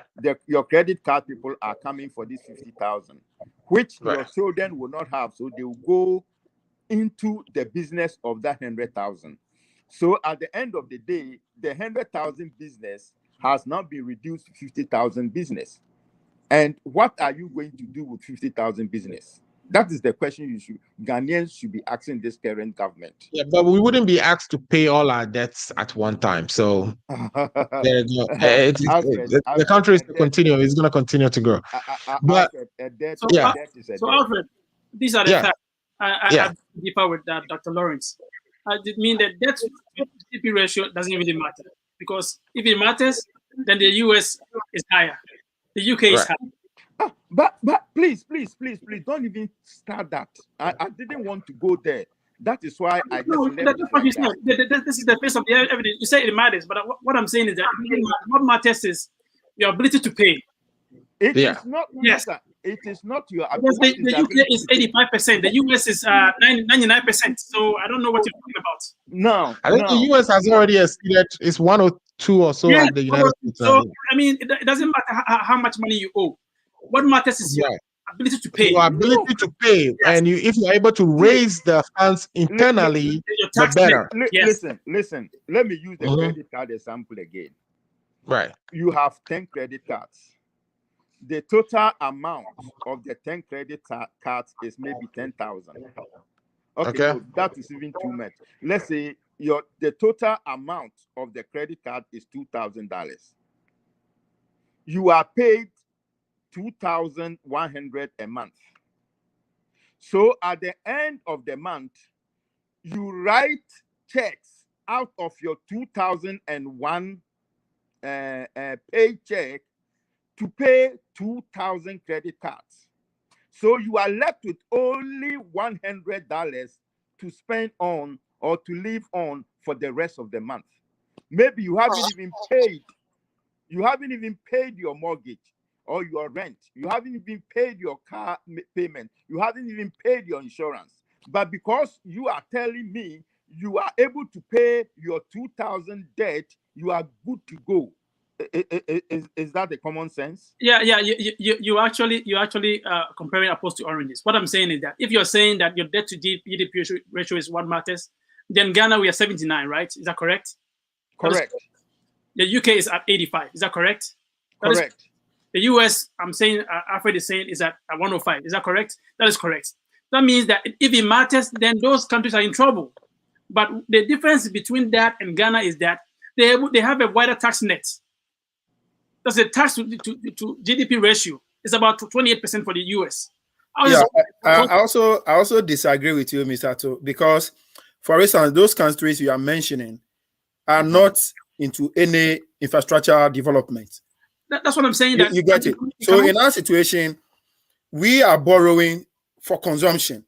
We don't have things that can refinance those debts or pay those debts back. That is where the situation becomes so difficult. If you are borrowing and you are investing in infrastructure, and those things can pay for itself. I know, but I'm saying that there are so many variables, not just the debt to GDP ratio. That's my point. But when Dr. Bawumia was talking about debt to GDP ratio and was saying Ghana was at 69%, he wasn't talking about any other variables. He was just I'm only saying the fact. I'm not. Yeah, I think Dr. Bawumia used that to his advantage. You know, he used that as propaganda during the NPP, the NDC time. Nobody is using it to anybody's advantage. We are saying it as it is. Yeah, and that is of course. Clearly, but in the face of it, you're talking about only that GDP ratio. And if I may tell, you're talking about NPP talking about making errors. If you remember in the court, your counsel made errors even in submission paperwork. Okay, let's not go there. Let's the one that brought the errors. You see, following is the laziest man approach. Right. But when you look at from history, when you look at the 64 years that Ghana have been in existence, Akufo-Addo alone have borrowed more than everybody. Yeah. So I guess we are all saying the same thing, right? I guess we are all saying the same thing. We are all saying that our debt is unsustainable. It's not sustainable because we don't have enough internally generated revenue to pay our debt. So we have to go back and borrow even to kind of manage our interest. So that is not sustainable. And if we are comparing ourselves to other countries, their debt can be as high, but it's sustainable to them because US gets about 40% of their, revenue from tax, GDP, 40%. Yeah. So in 2 years, they can actually pay off all their debt if they want. Exactly my point. Yeah. Say that again. Exactly my point. I'm talking about the tax GDP ratio. Yeah. With your debt to GDP ratio. Right. Okay. So I think we all say the same thing. Okay. Let's take a quick break. When we come back, I want us to go to Cape Coast and talk about the issue of Article 94, which has taken a bite on one of our own. We'll be right back. Are you 65 years or older? Good news. Illinois has expanded its Medicaid health insurance program to everyone 65 and older, regardless of your immigration status. Need help to apply? Contact United African Organization, UAO, WhatsApp, SMS, IL65 to 773-420-8976. It's true. For most people, your health insurance program increases as you grow older. That's why the state of Illinois has expanded its Medicaid health insurance program to everyone 65 and older, regardless of your immigration status. Need help to apply? Contact United African Organization, UAO, WhatsApp, SMS, IL65 to 773-420-8976. If you are 65 years and older, there's one thing we can all agree on. Your health and well-being is important. Whether you are a recent green card holder or retiree, asylee or without paper, you're now eligible for the Illinois Medicaid health insurance program. Need help to apply? Contact United African Organization, WhatsApp, SMS, IL65 to 773-420-8976. Documents needed to apply: your proof of ID, your proof of address, and your proof of income.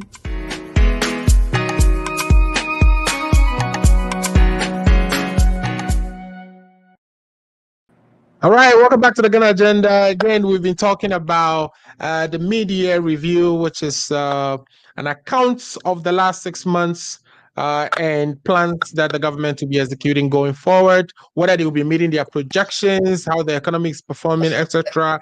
We talked about the debt, and our concern is that our debt is not sustainable. Now, let's go to Cape Coast High Court. Mr. James Quayson, who's the MP for Assin North, his election result, or the result that elected him to Parliament, has been annulled by the Cape Coast Court on the basis of the fact that he was not, or he held allegiance to another country at the time of filing his nomination. This is in accordance to Article 94(2) of our Constitution, which reads, "A person shall not be qualified to be a member of Parliament if he owes allegiance to a country other than Ghana." So the question being asked is, when does one's allegiance with another country actually cease? Can you please read that again? Because that is the crux of the matter. Right. Okay, so as Dr. Lawrence is requesting, he wants me to read Article 94(2) again, which says, "A person shall not be qualified to be a member of Parliament if he, A, owes allegiance to a country other than Ghana." And the rest talks about other things like, or has been adjourned to be or declared as bankrupt. But that's the crux of the matter. Whether the person continues to owe allegiance to another country. And the question being asked is, when does that allegiance to another country ceases? The fact of this case is that Mr. James had been actually selected at the party level, the constituency level, to be the MP nominee for the party to represent NDC. This happened back in 2019. He has initiated his renunciation of his Canadian citizenship in 2019.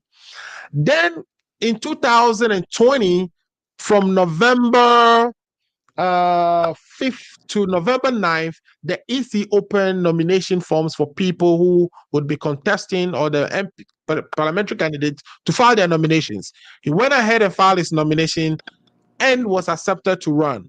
Now, the youth of Assin North had a group called the Concerned Citizens, or the Concerned Youth of Assin North, petitioned the Electoral Commission to remove him because they suspect he had an allegiance to Canada. This happened in November 2000, I think November 24th, 26, 2020. On November 24th, 2020, Canada had issued him his renunciation certificate. He presented that to the Electoral Commission. The Electoral Commission accepted him to run on the ticket of NDC. He ran and won the election. And he was taken to court by one Michael Ankuma. And the relief being sorted were that the results of that constituency were be annulled or voided, and that James should be injuncted from holding himself as the MP of the area, and a re-election should be ordered for. All this were granted. Let me first go to Dr. Lawrence, because you are in representing the NDC. Dr. Lawrence, do you think, and the NDC threatened, I heard the NDC saying they are going to appeal this case. Do you think this is going to hold water? Would the NDC's appeal, if any, hold water? Do you think Mr. James has not violated Article 94(2) of our Constitution? Okay, very good. Let me use a very simple scenario to see if I can get people to understand the basics of it. Okay. I remember sometime this week, middle of this week, you sent me a message that you want me to be a panel on today's show. Is that right? That's correct. When you sent me that message that you want me to be a panel on today's show, was I a panel on today's show? No, you were not. Correct. When it was 20 minutes to time, and you told me that we have 20 minutes to go, so I should get myself ready, and I said I would come. So prepare to send me the link. When you sent me the link, was I a panel on today's show? No, you were not. No, I wasn't. Thank you very much. I was only a panel on today's show when I clicked on the link, came and stayed at backstage until you invited me onto the show. Is that not right? That's correct. Very good. So the article 94 that of the 1992 constitution that you read, you said nobody can be a member of parliament if he owns allegiance to any other country. Right. So it is when the person is admitted into parliament, at that point, if the person holds any allegiance to any country, the person cannot be a member of parliament. Going to parliament takes steps, process. Like I have just told you, to be a panel on this show, it takes process. First, you have to ask me for my permission if I can be able to do it. And then I'll tell you, okay, I'll do it. And then you said you would add my picture, my name to the flyer. And I said, okay, that's fine. That didn't make me a panel on this show. You sent me a link. You sent me a message that 20 minutes we are going on air. And I said, okay, that's fine. That did not make me a panel on this show. I only became a panel on this show when I clicked on the link and then you accepted me into the show. So, yeah, but the question is, the Constitution is saying a person shall not be qualified. yes. So at what point is that qualification determination made? Is it when you are on the show or when I'm inviting you to the show? When you said somebody qualifies, in this case, we are talking about a documentation. Coming to this show didn't ask for a documentation. If you wanted a documentation to qualify me to the show, you would have asked me for that documentation maybe sometime earlier this week. But the only qualification for me to be on this show is for you to accept me into the show when I click the link. Now, right. So in the qualification of that thing, that is where the Constitution is saying you cannot be a member of parliament if you owe allegiance to any other country. So personally, if you ask me, Dr. Lawrence, when does a person become a member of parliament or when does a person not qualified to be a member of parliament, I will tell you the person does not qualify to be a member of parliament if a day before his swearing in, he owns allegiance to another country. A day before he is sworn in. And even if he is sworn in the afternoon, the morning of that day that he is sworn in, if he still owns allegiance to another country, the person does not qualify. But so long as the person has renounced his allegiance to any country, a day, an hour before he is sworn in as a member of parliament, the person qualifies to be a member of parliament. That is my definition of what you just read. That is my definition or understanding of what you just read. But the person renouncing his allegiance to a country takes steps. First, he has to write to the country. The country will have to accept it. They have to bring him a certificate. Then he has to take the certificate to the electoral commission. The electoral commissioner should authenticate the validity of that document. Then the electoral commission will accept that the document is fake or genuine. And then the electoral commission will go ahead and accept him or would go ahead and approve him to contest. And even to me, as soon as the electoral commissioner accepts you or approves you to contest, it means the electoral commissioner has done its homework and has determined that you qualify for the position that you are applying for. That is what I understand. So the strange thing is, the Electoral Commission was also sued in this, was also a party to the suit. They were the second respondents, and they, in their submission, made it clear that no laws were broken when they accepted Mr. James Kwesi to be the candidate for NDC in that election. People are also saying that the Constitution must be read as a whole. That Article 94(1) states that subject to the provisions of this article, a person shall not be qualified to be a member of parliament unless he is a citizen of Ghana, has attained the age of 21 years, and is registered to vote.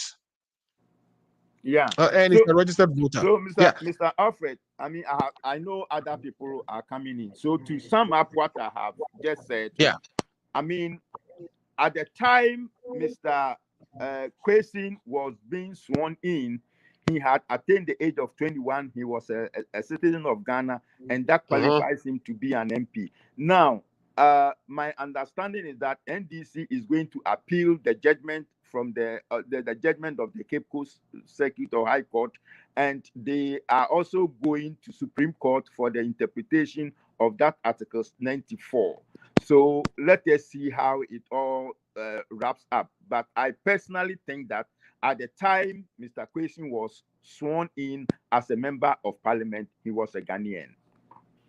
All right. Thanks for that submission. I'll go to... I can help you. You come in and tell us whether you disagree with Kwesi, Mr. Dr. Lawrence, or not. Yeah, Mr. Dr. Lawrence, that's one of the most ridiculous analysis I've heard on this case, and I don't know how it will hold water anywhere in the law of court or any argument. So, Dr. Lawrence, unfortunately, this one you didn't bite well on that. For this, Alfred, and this one, I think everyone living outside Ghana should be worried, regardless of your party colors. I can say that definitely MPP is going to regain the seat back. That one, I'll put it on record. We are going to get a seat back. But what happened to Honorable James is not something that I'm afraid of. And the reason why I'm afraid of, I've been in this country for 12 years. I still hold green card. I've not done my citizenship. Why? It's because of this Article 94 clause 1 and 2. Why? Because I have the aspiration, I have the passion to serve my own mother Ghana. So for me to, for my children to be citizens of the United States, my wife to be a citizen of the United States, and I decided not to be a citizen of the United States, is because of this article, and which I'm solely opposed to it, that it should not happen to anybody, regardless whether you renounce or not renounce, timely or untimely. It's not something that you should be tolerated. And let me give you one analysis. So you can tell me that Alfred can be an attorney general of DC, the state of DC, or the state of Virginia. Let's say the state of Virginia, because he is a United States citizenship. Though he have Ghana passport, it doesn't matter. But if Alfred can be attorney general of a state, and you tell me that the competence level of such person cannot be an attorney general in Ghana, that is mean that we ourselves as a nation, we are wasting talent to bring in people with a focus to serve the country, and you deny them because of this article. And that's my challenge there. And I believe, and for me, I'm an advocate for the amendment that are in the pipeline with Professor Koku Asari, which is called Azan, which there is an amendment coming up on this bill to amend those dual citizenship. The fact that I hold another citizenship in a different country does not, and again, does not affect my allegiance to Ghana. And I think that's an argument which the law currently does not support that. So I can say that let's put our party colors outside. If you live in the outside Ghana, let's put party colors aside. I don't wish it to happen to any MPP parliamentary candidate. I do not wish to have, for me, anytime I go to Ghana and come back, I can feel like I don't belong in this country because I still hold my green card, I still hold my Ghana passport, and then I'm treated as an outsider. Whilst I live in this country, I do everything in this country, I pay taxes in this country, but still not seen as what? Part of this country, because of, if I go for US citizenship or I go for US passport, I have denied my allegiance to be a Ghanaian, which is ridiculous. And that's where we are having this argument. And it's perfect example. It's good it happened to Honorable James, so that we can fix what the Constitution is doing. And also, the EC can say, okay, you might not be blamed out of it. But Alfred, I believe if EC quickly on that, right? Quickly on fixing 94. For you to become president of Ghana, you just need to be qualified under Article 94. You have to be somebody who can become a parliamentarian. Correct. So how are we fixing? Depending on how we fix 94, you are telling me that somebody can own allegiance to another country until a day before they become a parliamentarian, or they can even be a parliamentarian while they hold allegiance to somebody, which technically qualifies them to be president.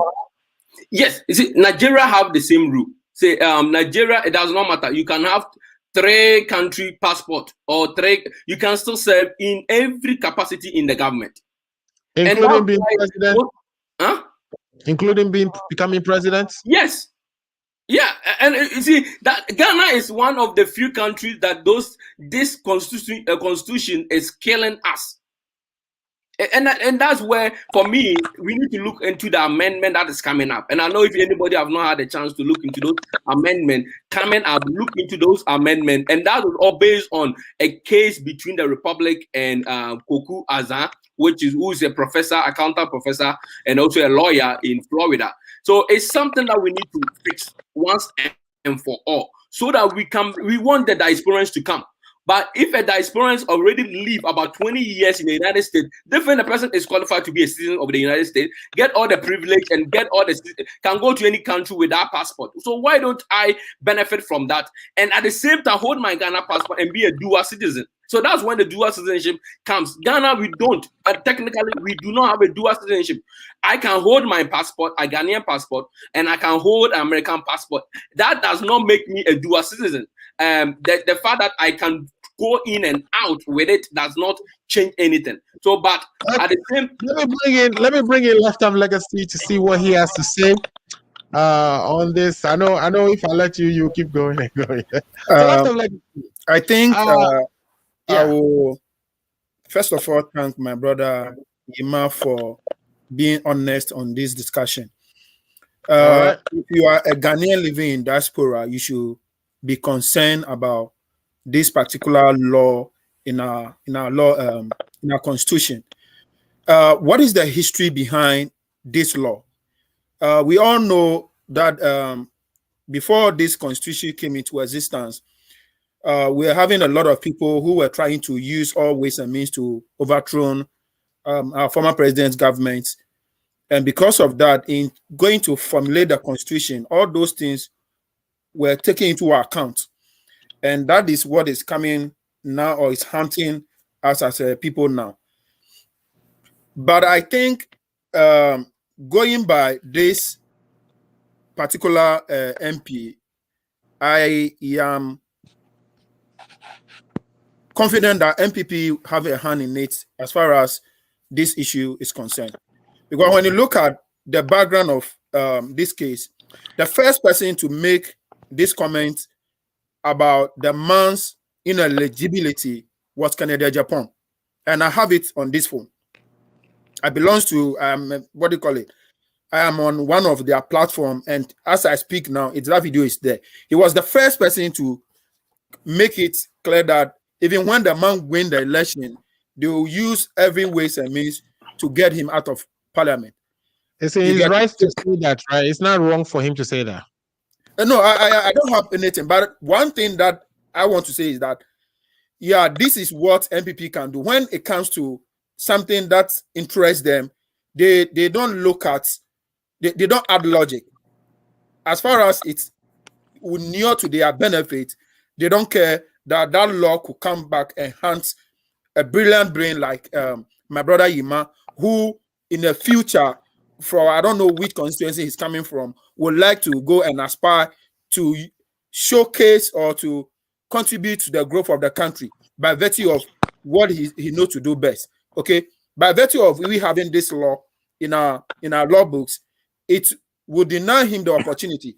I heard him saying that he is unable to apply for citizenship because of that law. It is true. I am also unable to apply for citizenship because I also have political ambition.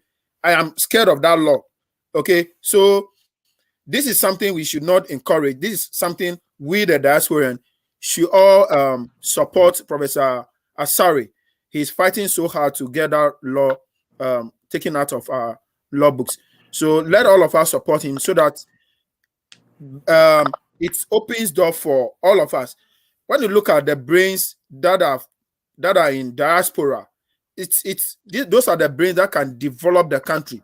But if by virtue of seeking for greener pastures, for no fault of theirs, they find themselves in different country, and the only way to make a living is to acquire those countries' citizenship to be able to benefit whatever the country is having. And at the end of the day, all that they make over here, they don't keep all to themselves. There's a research that shows that Ghanaians in diaspora contribute or are the second or third contributors to the growth of the economy by virtue by the remittances they send home every year or every week. So you can in one breath be expecting that they will be bringing money home to grow the economy. In the other hand, you will be denying them of opportunity to aspire to the office, the highest office, to contribute in knowledge. This is a law that we all must condemn, and we should not do this thing. And besides, when you look at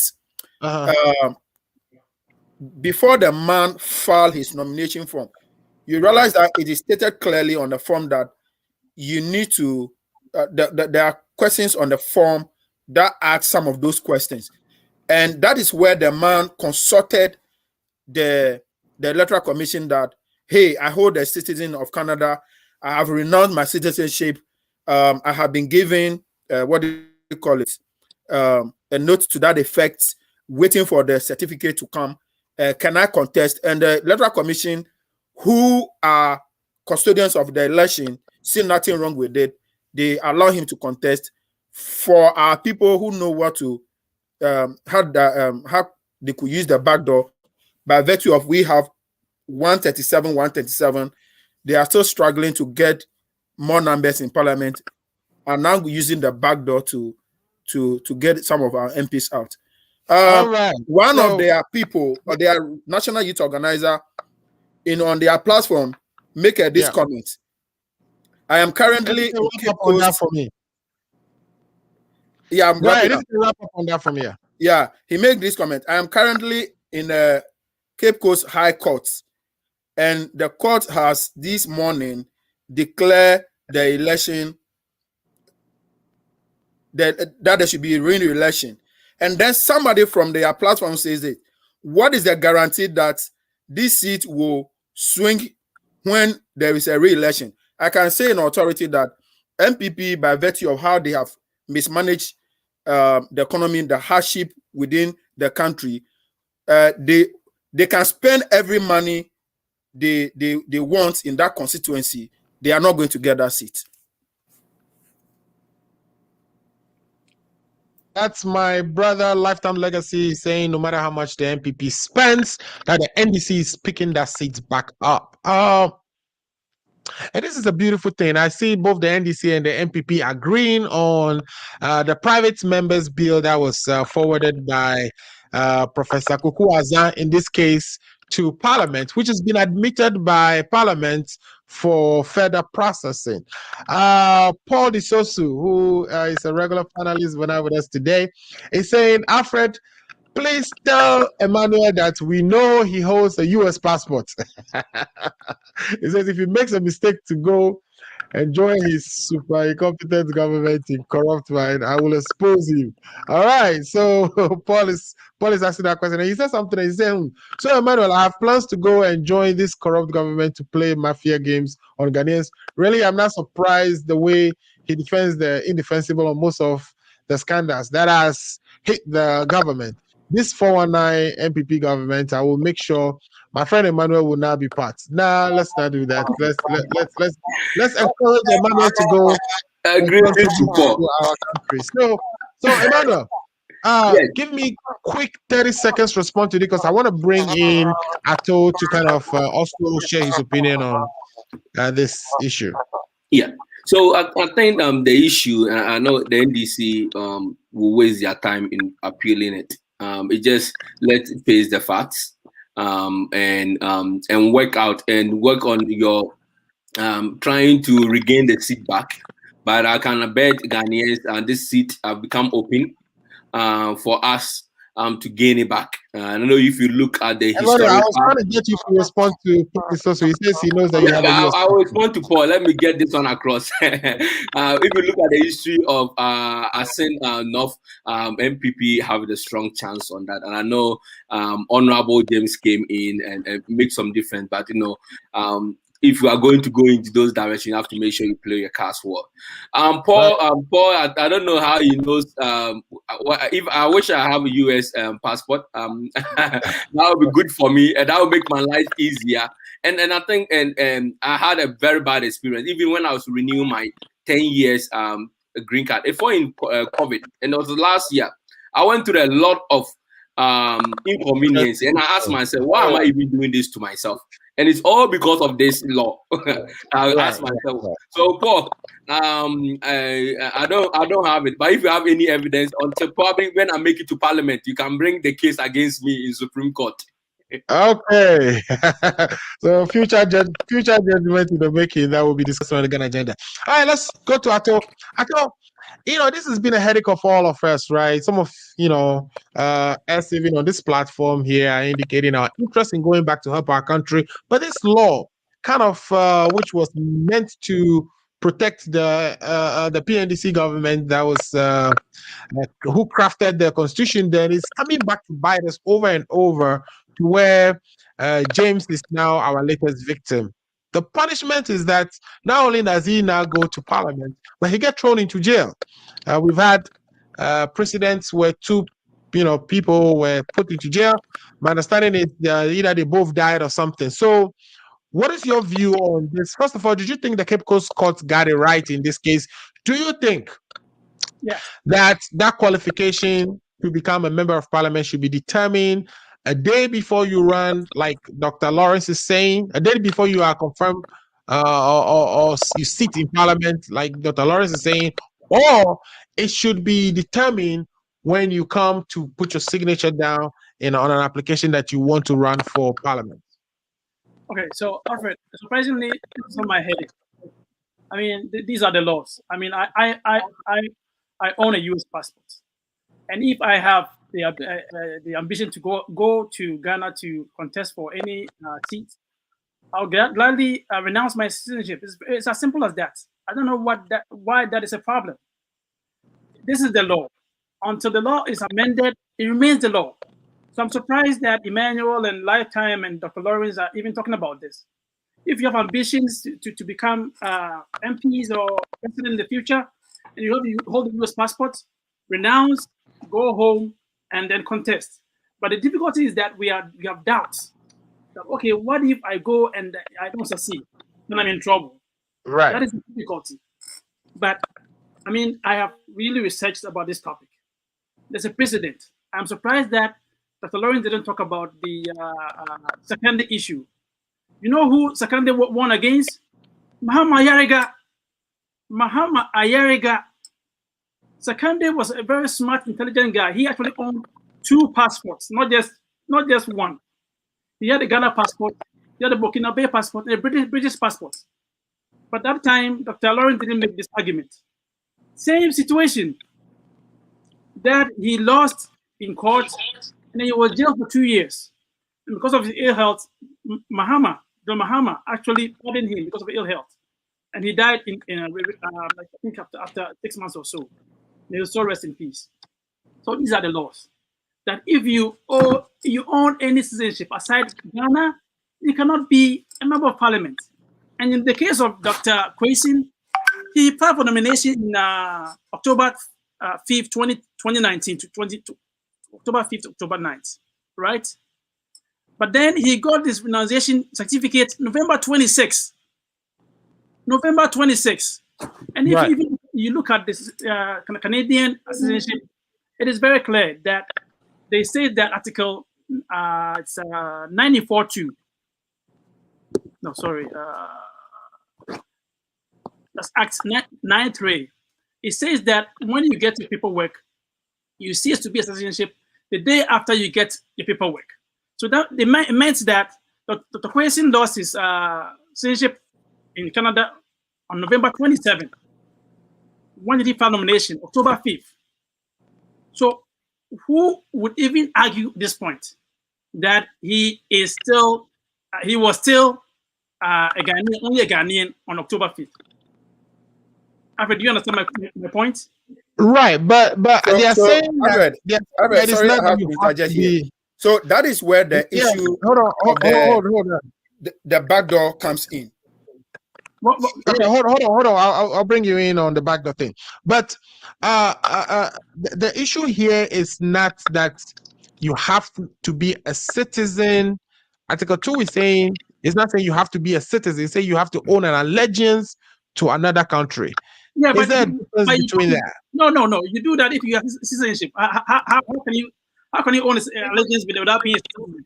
But you don't own allegiance once you go and officially inform the country of your renunciation of that allegiance, correct? But the country is saying that you lose that right the day of your renunciation. The country you lose citizenship, not allegiance. So I guess allegiance is tied to citizenship. You cannot just say if you're a citizen, it means you have allegiance to the country. It's the same thing. Well, I think they can be differentiated because you can come to the United States, have a green card, and be in the U.S. military without becoming a U.S. citizen. But you have an allegiance to the USA without being a citizen. Yeah, but how can you have allegiance should be separated from citizenship? That's what I think. How can you be a citizen without owning allegiance to the country? Can you explain that to me? Yeah, but I'm saying that this individual has already officially informed the Canadian government of his voluntary renunciation of his citizenship. It was completed. So the country is saying that that process is completed when you get the paperwork. When you get paperwork. So are you saying that your intention is just your how do I even say? So if you intend to do it, it means that you don't want the citizenship anymore. No, it's when it's given to you. I think when you decouple the citizenship from allegiance in terms of somebody having a green card and being a citizen of Ghana, but having allegiance to the United States and serving in the U.S. military, that's a clear way to. But I'm saying that on the other way around, you cannot be a citizenship of the country and say you don't own allegiance to the country. Yeah, but I'm saying the paperwork process, the paperwork that he needs to receive to commence it's for citizenship. It's not for allegiance. The allegiance has been already kind of cut off by him. So what would have caused Canada not to grant him that paper? Nothing. But it's paperwork. But I'm saying that the country, the laws in Canada says that you only lose that the day you receive your paperwork. And that was November 26, 2020. Right. So I don't really get your argument over here. Yeah, but also, okay, let's look at what in the case of Sekende, what happened? It's a similar case.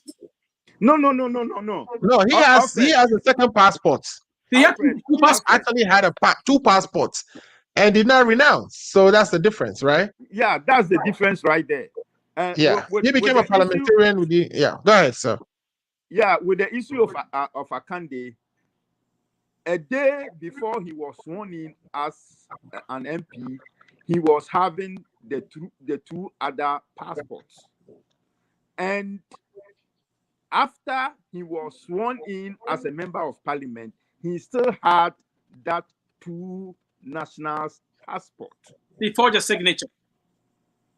Before the signature, what? He forged a signature. He forged a signature that he had renounced his citizenship. Right. Well, I don't even want to bring that. What I want to say is that a day before he was sworn in, he was a citizen of another country. A day after he was sworn in, he was a citizen of another country. That is completely different from James Quayson, who a day before he was sworn in was a Ghanaian, and a day after he was sworn in was still a Ghanaian. So the 2 cases. I know, but the Constitution doesn't talk about the day you're sworn in and the day after you're sworn in. That's not what the Constitution says. It talks about owing allegiance to a country. And the time that he registered to be an aspirant, he had allegiance to Canada and Ghana. So that is a very simple point. I'm surprised we are making this a difficult issue. No, it's not difficult. You brought in Akande, and I'm just trying to explain to you that Akande's case is completely different from this. And Akande went to jail because of the fact that at the time he was sworn in, he owned allegiance, or he was a citizen to 2 different countries. Quayson should go to jail for perjury. He lied under oath that he didn't owe allegiance to Canada when he filed for nomination. No problem. The case is before the Supreme Court. The case is before the appeals court. Let's see how it unfolds. Perfect.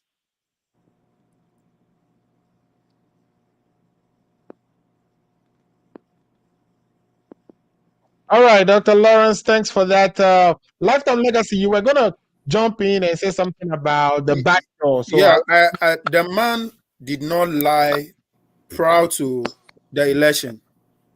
It's on record that he make everything known to the Electoral Commission that, hey, I hold dual citizenship. I've renounced my citizenship. I'm only waiting for the certificates. So we cannot say that he lied. And besides, when was the election held? No, the election was held in December 7th. Talk about it, when elections were held. It talks about owing allegiance to a country. By the time he filed nomination, he still had allegiance to Canada. No, we can't say that he hold allegiance to Canada because he at that time, like in your own submission, you did mention that he started the process. Yes. In October 2019. No. He filed nomination to run as an MP in October 5th, 2019. And no, you can't run it. The election was held in 2020. Oh, sorry, 2020. I'm sorry, 2020. Yes, 2020. And the election was held in December 7th. Yes. And by that time, he had already gotten the certificate. So the election process is not only the voting; it's a process. Election is a process, not only about voting. Registration, yes. So you can't just talk about voting. The voting day it's a process. But I'm saying that the time that he filed for nomination, he owed allegiance to Canada. What was the intention? What was the intention? When did he renounce his citizenship? No, these are all issues that if we want to be fair. If these are issues that if we want to be fair, we should consider in the argument. If we all want to go back and save our countries, we should be able to renounce as soon as possible to be able to do that. But you and I also agree that 2020 or late 2019 and all the way to 2020, we're not in a normal times. You get it? We're not in a normal times. So if the person had filed in 2019, COVID has been one of the reasons. The person had filed the process 2019, and it was not no part of his for the process to delay. And moreover, he also made this quick comments, and then what we're gonna do is when we come back, I want us to kind of quickly share our quick views on whether the Chief Justice removal is dead on arrival or not. But first comment here again from Paul. Paul says, please tell Ato the MPP guy was still holding those passports while in Parliament and an MP and serving as an MP. In this case, the NDC MP denounced his Canadian citizenship. Also, asked Ato, when did we start working with the Canadian laws in Ghana? I have the confidence that the Supreme Court will be no political and speak the truth in this case. So I don't think he's saying he doesn't have any confidence in the Supreme Court to do that.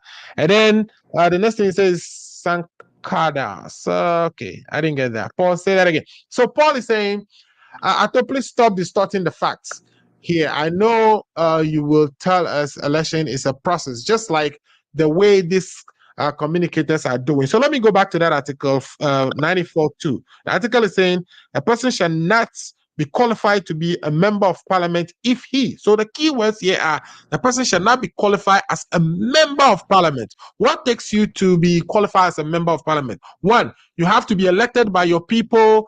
And then again, you have to also be a citizen. You have to not have allegiance. So he was elected. Does he have allegiance to Canada at the time he was being sworn in as parliamentarian? No, he does not. Is he a citizen? Yes, he's a citizen. And therefore, he's qualified to be a parliamentarian. I would like to hear what you have to say. Please leave your comments on that. But I want us to switch quickly to Chief Justice because we're running out of time. ASEPA has submitted a petition to the president to remove the Chief Justice or impeach the Chief Justice. When this happens, a prima facie case has to be established. Usually, the justices will be the ones to establish the prima facie case. But here's the case. One of them is the one who's been asked to be impeached. So now the president has to constitute a 3-person committee with one member from the Council of States, one person being a lawyer and one person being a judge of the Supreme Court and another person who is not a lawyer to determine and make that prima facie case and make the determination to proceed with an impeachment. Do you think this is dead on arrival? And let me start with Dr. Lawrence on that. No.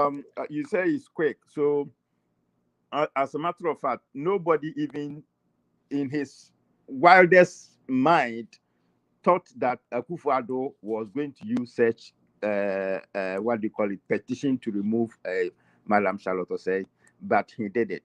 So I mean, based on the same thing and the same thinking of Nana Akufo-Addo, I'm very sure he's going to set up this committee. They are going to look into it, and at the end of the day, the Supreme Court Justice, who is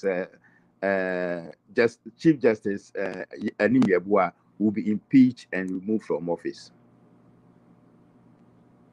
All right. Dr. Kwamena, so do you think this is dead on arrival, or the panel will be formed for this impeachment process? So this is 100% dead on arrival. I mean, I got the information yesterday on Joy FM about this lawyer Afrifa, what the legal counsel had to say about him. I mean, briefly, this is a case where the client gave money to a lawyer to pay ways and means. And the lawyer returned a part of the money to the client, and he was supposed to return the remaining balance. He did not have the money to return the balance, and then he makes an allegation saying that his client is now accusing the Chief Justice, who came later in the case as taking 5 million. That's about 40% of the amount. I mean, this lawyer is not credible. This is 100% dead on arrival. Thank you.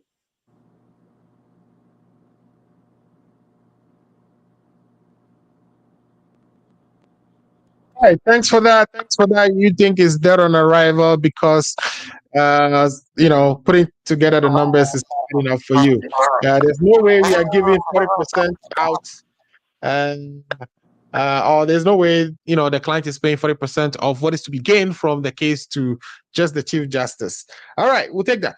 Let's go to Emmanuel Darko. Emmanuel, what do you think about this? You think this is dead on arrival, or do you agree with Dr. Lawrence that Akufo-Addo has done it before and he can do it again? And I think for me, I believe that the president is doing what he's supposed to do with that petition. I know the NDCs are very surprised that our president will take such a bold decision on that, to put a committee in place to look into the matter. It's very concerning. For me, whether dead on arrival or being removed, it has tarnished our judiciary system badly. if this will even carry through. And I know we just have election petition, and Chief Justice was involved, and then you have this scandal or this allegation coming to the Chief Justice. For me, our legal system is now will be in question, and we have announced expose. We have other things that have popped out of the Supreme Court. So for me, that I'm hoping that this is false. This is not something that Ghanaians will believe in it, or at the end of the day, the Chief Justice is being vindicated, and then we'll go back to. But at the same time, too, I'm still concerned on that even if you vindicated, and any rumor or rumor, there's a iota of truth, some way, somehow. Someone cannot just make up stories like that. And that's what I'm looking in that perspective. Someone cannot sit there and make up stories, which is very, very high level. The Chief Justice of the Republic of Ghana, just think about it for a second. With that amount of money, $5 million. So it's very concerning as a nation if this is true.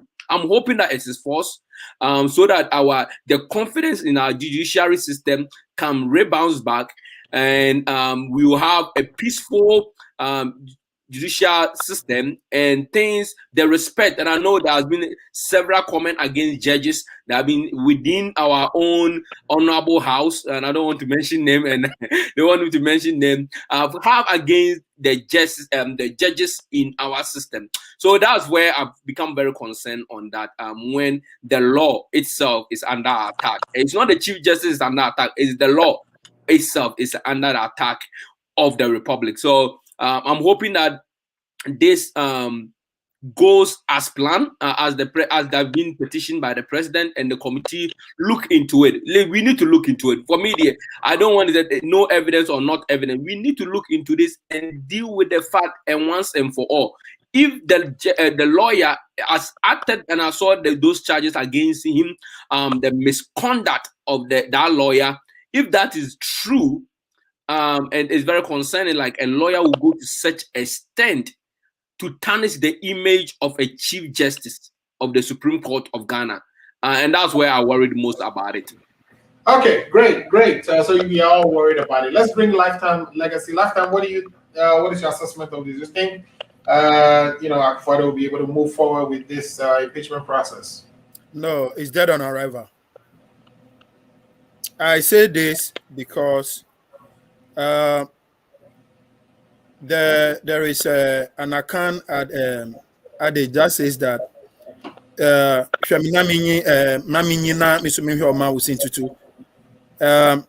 this is, we all know the role of the Chief Justice in the election petition, the role he played, and also to help the president. So there is no way the president at this time will turn his back against the Chief Justice. But let's go back to the background of this story. For me, even though during the week it's in the media that 9 counts of charges have been leveled against the lawyer, yeah, I expected those charges to come.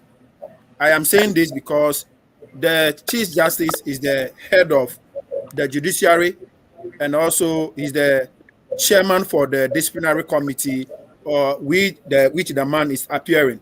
So if you are a lawyer or the other judges who will sit on the panel, there is no way they can go contrary to the wishes of the Chief Justice. One of such people is our own daddy, senior lawyer Okujato. We all know his position as far as the MPP government is concerned, and we all know can say it behind the political affiliation of the Chief Justice and the role he played in the election petition.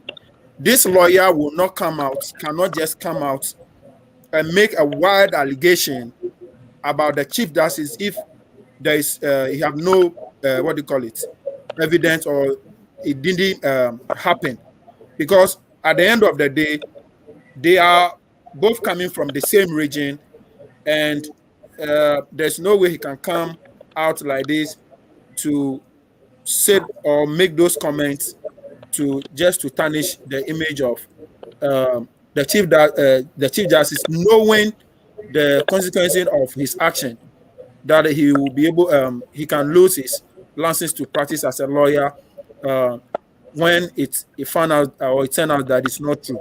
So for me, I still believe that there is a truth somewhere that is not being told, but I'll be surprised that the president will push this to successfully for the Chief Justice to be removed, because this is the time he also has to say thank you to the Chief Justice. After that, you do your US justice if you give background to this case, because without the merits, we cannot just say like lifetime. If you look at the merits of the case, this lawyer is just trying to scam his client. It didn't go well, and then he starts accusing the chief that his client is actually making accusations towards it. I mean, you have to, if you know the details, let your viewers know. That would help. Well, yeah, I think. But Mr. Ato, I mean, when some unidentified people petitioned to the president against Charlotte Osei, I mean, they were unidentified, and the only excuse that I remember they gave was that she caused financial loss, and the president acted on it. No, but the facts were against Charlotte Osei. There were What were the facts? What were the facts? Procurement breaches. She had abused procurement breaches. And you think there hasn't been any procurement breaches against any government official except Charlotte Osei? They have, but it was let me make my point. Procurement breaches that led to her. Let me make my point. My point is, Nana Akufo-Addo, he has lost everything he had before 2016. He has lost everything. Nobody respects him as a president anymore. Nobody regards him as a president anymore. If he talks, nobody even obeys. So how did he win? Yeah, so that's a different matter, right? Yeah, so let me give you 30 seconds. Let me land. Okay, right. He signed an executive order against coronavirus, and he was at Sir John's funeral. So he has one more chance to redeem himself. And that is why I disagree with my friend Legacy. Nana Akufo-Addo has one more chance to redeem himself. And this is, I think, the opportunity that he's going to set up the committee, and the committee is going to fire the Chief Justice. You are saying that, of course, Akufo-Addo, you are hoping that Akufo-Addo is going to set up a committee, and the committee will do justice by removing the Chief Justice. So I know we discussed this topic, I think, last week into detail. Was it last week or 3 weeks ago? Into detail. So that's why I didn't come up with additional background for it. And I wanted to quick. Yeah, so let's do this. Let's take our last words because it's 4:13 right now on the East Coast, which is about 3:13 in Central. And of course, we would continue this conversation because the president has to act. If the president acts, then we'll have more to actually return to discuss. But let me start from Dr. Lawrence. If you can give us a summary of the discussions, and if there are some last few words. I have been starting since 3 o'clock. So you want to be the last? It's now 4:13. Yeah, after that, let me go. Let me wrap up. So you want to hear? Let Ato start, because he has. No, let me start. Alfred. He has been hiding behind, and then when we come, then he comes and then he comes and hits you hard. Yeah, Alfred, let me wrap up. Since you're volunteering, you can go, Emmanuel. Go ahead. Yeah, let me step up, and I know. Thank you, and I thank my. Can you hear me? Yes. Yes, we can hear you. Go ahead. Yeah. Take opportunity to thank my co-panelists for having them, and then my good friend Lawrence and Lifetime and Ato for such a time like this. And I want to assure our viewers and our listeners that Nana Addo Dankwa and Dr. Bawumia is doing an excellent job managing the resource of the nation well, and it was clearly reflected in the budget. We are not wasting resources. we are making sure that what is being entrusted to Ghanaians is being taken care of. So Ghanaians should not worry. And those who are negatively against the government, I'm very sorry to say that they will be disappointed that at the end of the year, at the end of our second term, Ghana will be at a better place to ensure every youth have an opportunity to make a difference in this country. Every youth will have an opportunity to give back to the nation. And that is the focus of the president and the government. We want our youth to be able to set up their own business. Any youth with any idea should be able to run with it within the confinement of the country. So that's what the vision of the government is. So there's nothing to worry about. And also take this opportunity, let us all support Professor Koku Azan. So if you have the chance, there is a campaign going on. Any way you can contribute to the bill to amend the dual citizenship part of this constitution, let us all. If you are living in diaspora, you should be concerned. Don't, for me, I ensure our viewers do not jubilate that a Canadian, a former Canadian citizen, have lost a seat in Parliament. I will not be happy about it, but I'm happy that MPP will take that seat. That one I'm happy about. But I'm not happy that Honorable James have to go through such thing in court, and that humiliation to be in honorable and now being stripped off of your honorable is very sad, and I don't want to jubilate it, but I can jubilate that MPP will take the seat back. Thank you. All right. So thanks for that summary. Let's go to Lifetime Legacy. If you can give us your last words for today. Thank you. Yeah, I also thank my brothers that to have the opportunity to be on this show with them. Let us, all of us, go on our knee and pray for our country, Ghana, because where we are heading towards now, you and I are on a foreign land. If here it's not safe for us, the only place we will go back is our home, Ghana. So let us not think that whatever happened in Ghana, we are not concerned. Let's show concern. Let's participate in everything, because the council says continue here, as my brother Ato will agree. So we all have a role to play to develop our country. But I can assure every person listening to us that if the by-election comes on, NDC will take their seat back.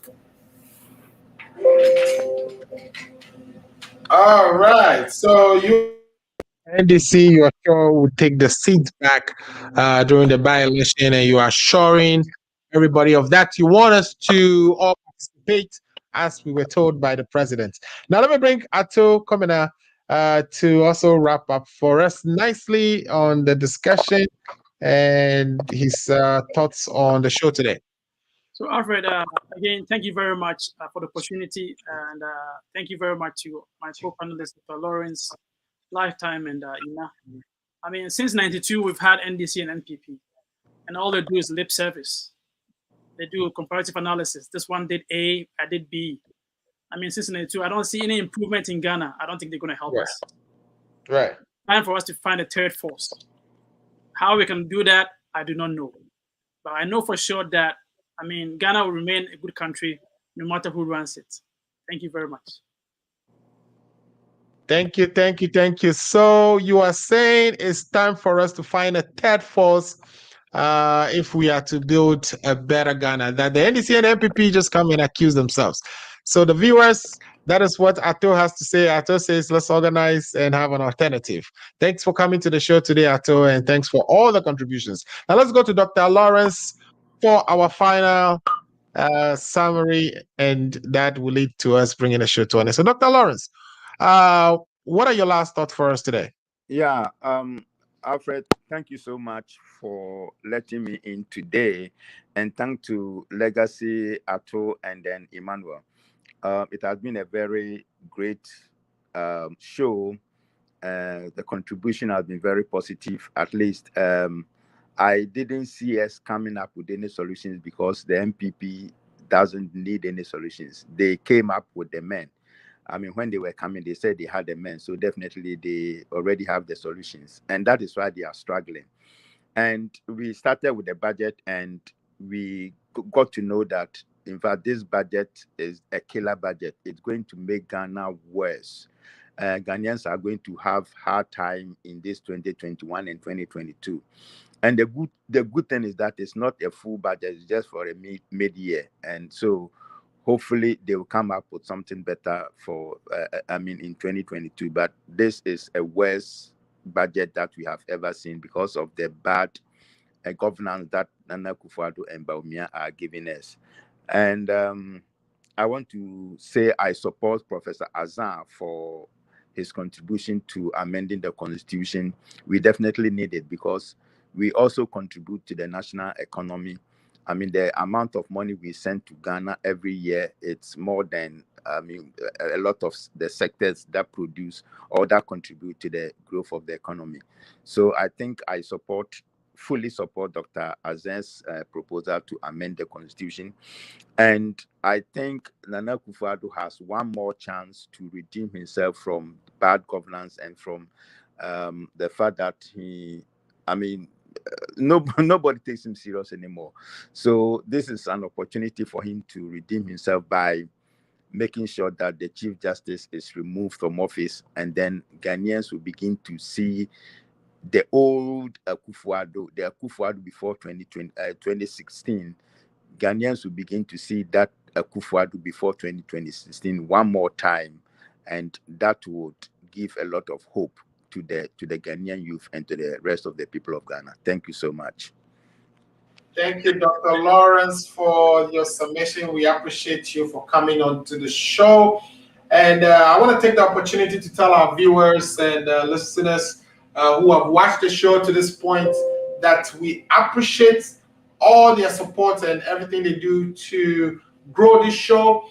Today, you've heard a lot. You've heard from Dr. Lawrence, you've heard from Ato Kwamena and from Emmanuel Darko and Lifetime Legacy, who were on the show to discuss the mid-year budgets. And what we got from it is that we are not hopeful that some of these targets would be achieved. You can even see that in the fact that if you look at lending to private sector, it has we've done about 16 billion in 2020, which is the year of the pandemic. But this year, it's actually reduced. Up to this point, we are about 15.6 or so, which is showing that if we are not lending, if there's no too much lending to private sector going on, we will see that accelerated development that we are expecting to see as being projected in the budget. We've also talked about the case in Cape Coast where James Akwesi has been accused of violating Article 94(2) of our Constitution. And what I gain from that is that perhaps this article needs to go away. We in the diaspora, who perhaps we have picked up citizenship to other countries, contribute so much to Ghana. Just look at the remittance alone. We have about 3.6 billion this year alone. So we should have a role in contributing to the development of the country with our brains and our training and experience, which we've gathered over the years living abroad. So everyone expressed their support to Professor Koku Assin's private members bill, which is a bill that he's proposing, even though he's not a parliamentarian. Now we are able to do that in Ghana. Even you can propose a bill and it would be passed. That bill has been accepted by Parliament, and we are expecting good outcomes from that. This is long overdue. And the last thing we talked about was the Chief Justice's removal. ASEPA petitioned that Chief Justice is removed. Dr. Lawrence is of the view that Akufo-Addo has done it to the former electoral commissioner, and that it is only right that this time again he would proceed to put in the panel that would do the prima facie findings, if there are any, and have the process initiated. Now, majority on this panel today, or majority of my panelists today, disagree with that. They think, this thing is dead on arrival. Ato says, the facts are against, the petition itself, that the lawyer is not credible, the lawyer Afrifa who laid those allegations has been found not to be credible. I saw the ruling of the General Legal Counsel against him, which states that he was in violation of several of their professional ethics, being a lawyer. And if you hear about the Chief Justice proposing bribe, that your job was to report that to the General Legal Counsel, and he failed to do that. And for that reason, he is guilty of several of their provisions. Looks like his license may be pulled. We wait to see how that unfolds. But I want to take the opportunity to say thank you all for watching the show. Again, this is the Ghana Agenda for July 31st, 2020. My name is Alfred Amuzu. We'll be back next week. Please share the link. Tell a friend to tell a friend. Ghana Agenda is on every Saturday from 2 p.m. Eastern Standard Time. Thanks for watching the show. We will be back next week. Hey, this your girl coming all the way from the US of A, yeah baby, aka Ya Bantam. And me di feel a bows in pan and to see one roach with your money how Ghana mat other romantic. What's me sending provisions as a sutra credit Emma Ebusia phone and the form one Ghana. And one is a www.ghanamat.com.